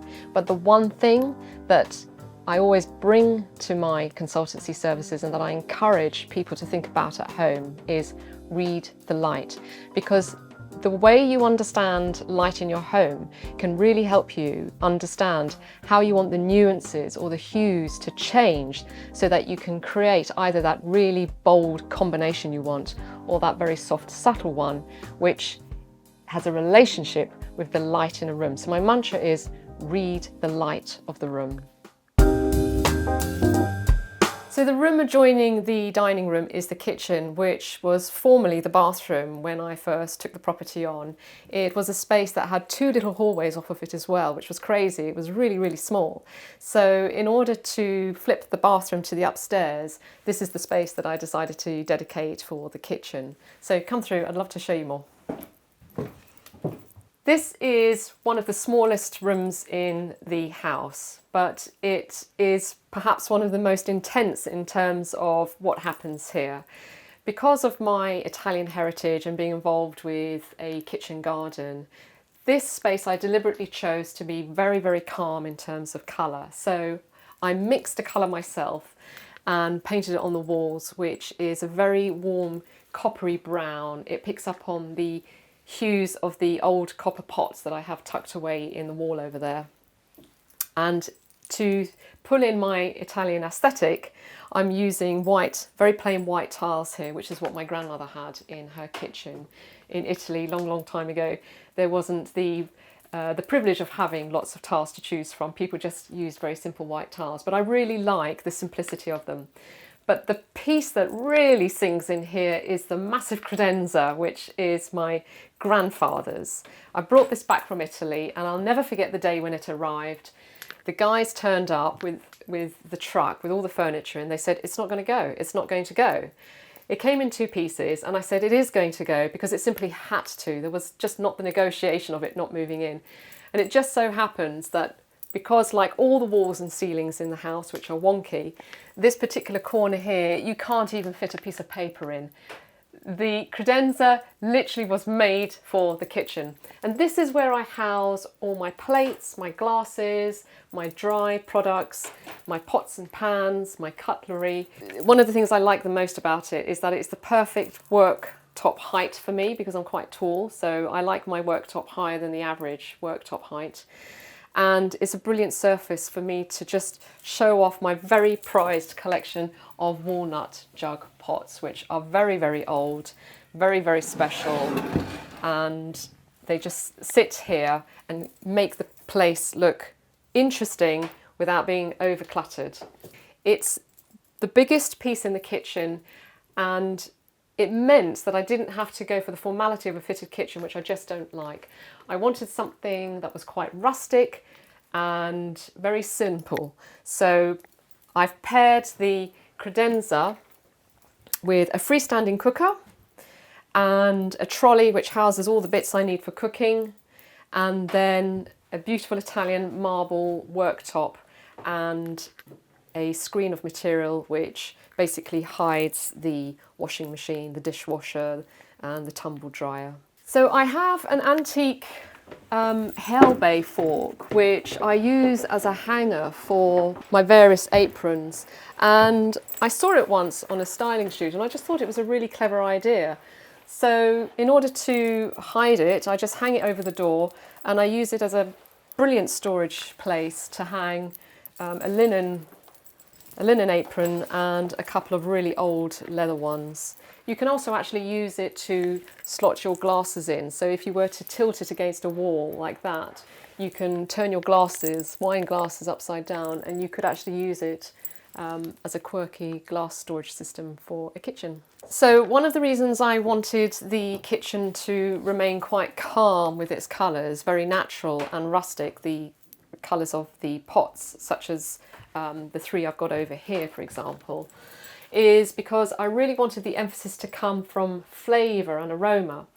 And I actually love cooking some of the simplest dishes, the ones that require not too much fuss, but cooked right, they taste the best to me.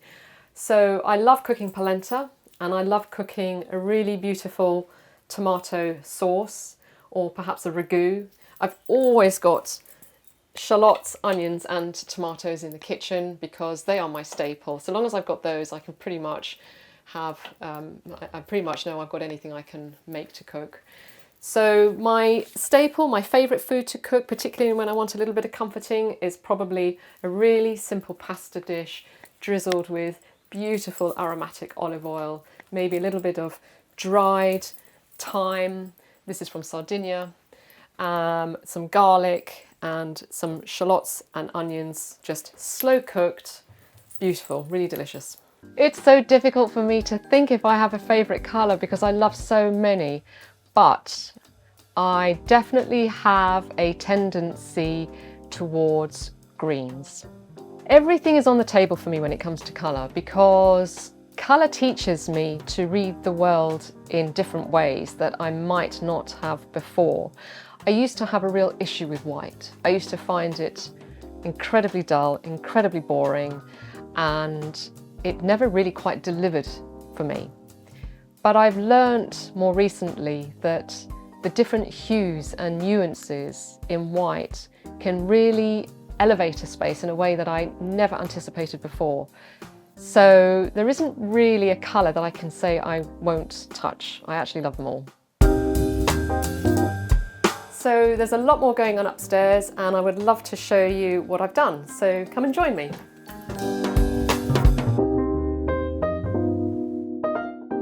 So I'm at the top of the stairs, and the two features which I really love about the stairwell, which is very small, is that I have the original lime walls here, which have beautiful shades of murky, muddy yellows. So I didn't want to paint those. I've left those, and they are a great backdrop for this collection of bird prints and some butterflies that I've picked up on other travels in various antique shops. And to finish them off, I've put them inside this huge gold gilt frame that I picked up from a friend. It just seemed a huge wall and a great space to put a massive frame in what is otherwise a really narrow stairwell, and then to fill the big frame with lots of little frames. So I thought that was quite a clever, quirky trick. And then at the top of the stairs, I am straight into my dressing area, which used to be a room, a small bedroom. But in order to get my grandfather's huge wardrobe in, which is the wardrobe to the chest of drawers downstairs, I actually had to move away some of the panelling that was the rim divider in order to get this in. So I absolutely love this piece. It's got the painting on it, and the colours are just absolutely brilliant.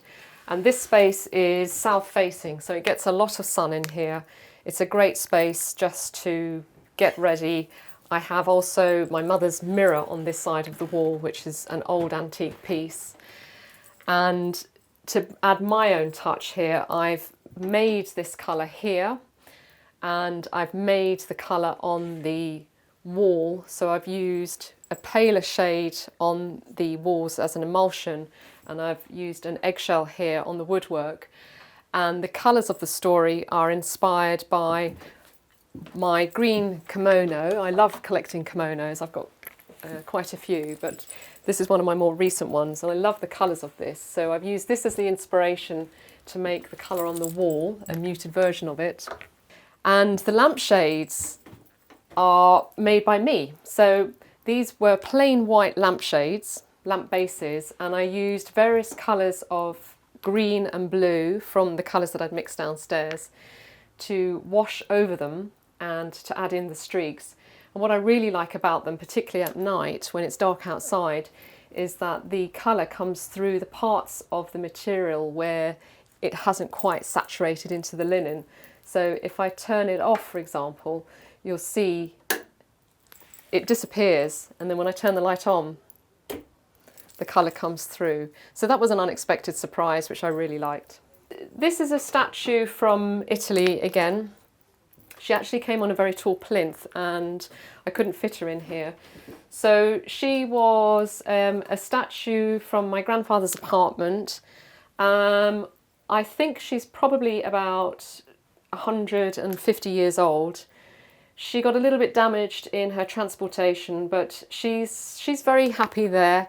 And every time I look at her, I just think of Liguria in Italy, and I just think of that sense of being so happy when you see the sun and the beautiful colours of Italy and being by the sea. I love vintage luggage. I think luggage makes really good storage spaces for things that you don't really want to see out, such as hairdryers, brushes, all that sort of paraphernalia.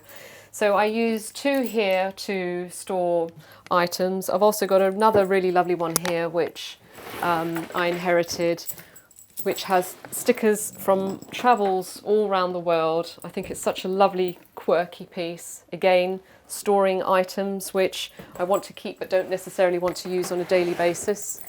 In the wardrobe, which has the long hanging space, is where I keep my kimono collection. And I tend to use these sometimes for styling shoots, sometimes for my colour consultancies. They're very old. I don't really have a favourite one because I love them all. And I think what's great about them is that you can wear them with jeans, you can wear them just as they are. They keep you warm, but they also keep you cool because they're silk. And you can jazz them up with a really funky belt, even some cowboy boots or flat shoes or some heels. They're just absolutely great. I get a lot of colour inspiration from these, and in fact this is exactly why I chose the colours on the wall here, inspired by the green kimono. And also when mixing belts with them, such as vintage pieces of silk, so you could take something like this fantastic pink and tie it around the green kimono and maybe have a pair of pink shoes or a clutch bag or some earrings that match with the pink, and you've just got an outfit straight away with minimal effort. It's just brilliant for me. It works. I love it. Most people who are going on a colour journey when they're renovating or decorating are undergoing a change in life. Now that could simply be that they're moving home, but that is a change in a chapter of their life. In some cases, people have separated or split up. That's another change. Or perhaps they're going from just 2 to 3 with the arrival of a child. And I'm very sensitive to this when I walk into somebody's home. Usually the colours that people want or need tend to be relative to the situation they are in or the situation they want to grow into. So sometimes when I'm with couples, I have to mediate between one partner wanting a colour a certain way and another partner wanting a colour a different way, and then reaching that middle ground or that compromise in helping them understand how they might want to live in this space together. So the room that you can see behind me is the master bedroom, and when I first bought the house, when you came to the top of the stairs, the bedroom door started here because of the wood panelling wall that was dividing this bedroom here, which is now the dressing area. So when I reconfigured the space, it enabled me to bring the bedroom door further back to here, allowing a hallway to the reconfigured bathroom, which we'll have a look at later. So come into the bedroom, I'd love to show you. This space here is south facing and has just the most glorious sun in the afternoon. And so the colour that I used on the wall was a very rich amethyst, and the reason for that is because it reminds me of the rich colours in the sunset sky in Liguria. Over the sea there is a certain type of lilac that appears at sunset, and it gets deeper and deeper and deeper at night, and it's that colour that I wanted to capture.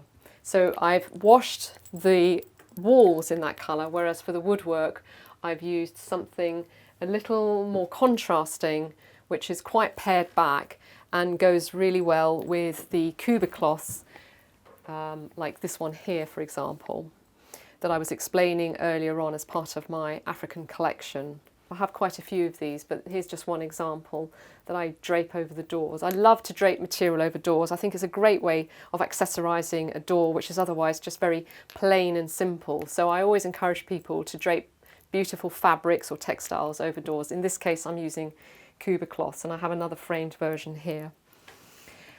And then I think one of the best features for my bedroom here is similarly to the downstairs living room, where I have that woodland scene. I have here a collection of images which every single painting I've sourced from a charity shop find. I've thrown these up on the wall in a slightly random way, but at the same time trying to balance colour. So for example, you will see that I have a lot of green and purple and blue here, but I've balanced it with a painting on the left-hand side that's quite heavy with the greens and the blues as well. So they are randomly put up in terms of how the space will allow it, allow the painting to go up. And they're generally scenes of buildings in places or the human form, such as the angels down there as well. And another one down here. And they vary in age. So some of them are antique, some of them are mid-century, and some of them are contemporary. One of the favourite ones that I like to look at is the one that I see the first thing in the morning and the last thing at night when I go to bed. And that is the scene of Portofino, which is where I like to visit when I go to Liguria. Again, another charity shop find. It was a real thrift buy. And I remember when I saw it, it had lots of frames in front of it, and all I could see was this top part here. And I just knew straight away that's Portofino. And sure enough, when I pulled away all the other frames, there it was. So that's what I like to wake up to and go to sleep to every day. And I have one more very small salting pot in the bedroom to the collection downstairs, and that fits really neatly inside the fireplace there. Because I like to layer, and I like to layer vertically as well as horizontally, I've used over in the corner of the room one of the antique water vessels I have, and I like to just keep a very simple display of either eucalyptus leaves, maybe a rose. In this case, I've got some branches with some spring buds that have come on there. It's very simple, but it's very effective for me. I absolutely love the whole philosophy behind the concept of home. It's something that I've studied and focused on for a very long time. And that's partly because I've moved so many times over the past 20 years, and each time I've tried to find the essence of what actually makes a home a home. And what I've come to realise in the later years is the essence of a home is really what your story is with it, and how you feel that you are translating that through colour and through the objects that you collect. It is so important to have a narrative with your home, with your space, because nobody else is going to have the same home as you. So it's really important that you can get your inspiration from magazines and from online platforms, but you need to be able to edit those choices and curate it in a way that makes it a soulful one for you, so that you can have that story with your home. And there you have it. You have what I've called an aesthetic narrative, and that's something that I specialise in and try to help people achieve. What is their aesthetic narrative, the soul of their home? What I love most about my home is the movement of light and the mood of it. It's a very soulful space.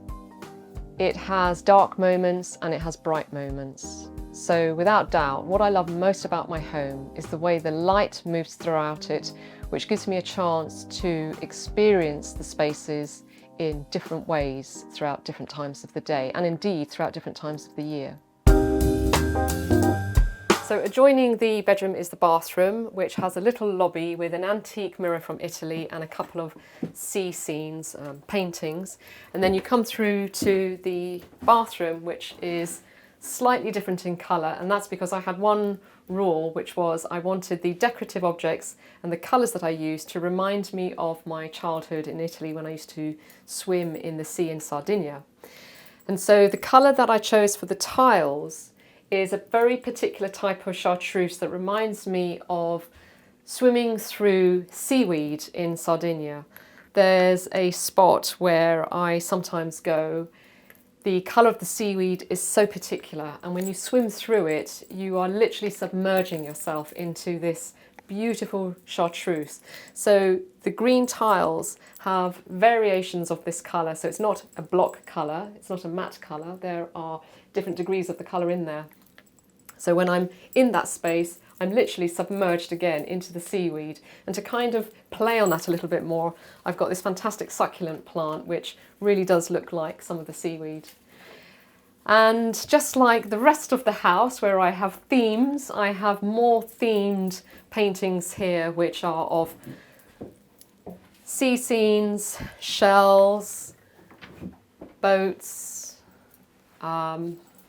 random pictures that I found in random places again, and I love to do that maximalist thing of overloading the space with lots of paintings, whereas the antique bookcase here holds some of my most prized corals and shells and sea urchins. The sea urchins are in fact what I used to dive for in Italy, so I have lots of these just sitting around, and quirky books such as The Wonders of the Shore and some antique corals that I've picked up, and the abalone shells. I used to play with the abalone shells actually, like marbles in the beach in the sand. And I think the drama of the bathroom here really is using the curtains instead of shower curtains, which I pull over a little bit more when I'm having a bath. I light all my candles in there, and it's just an experience. It's really relaxing, it's beautiful lighting, and it just really gets me ready to shut down for the day.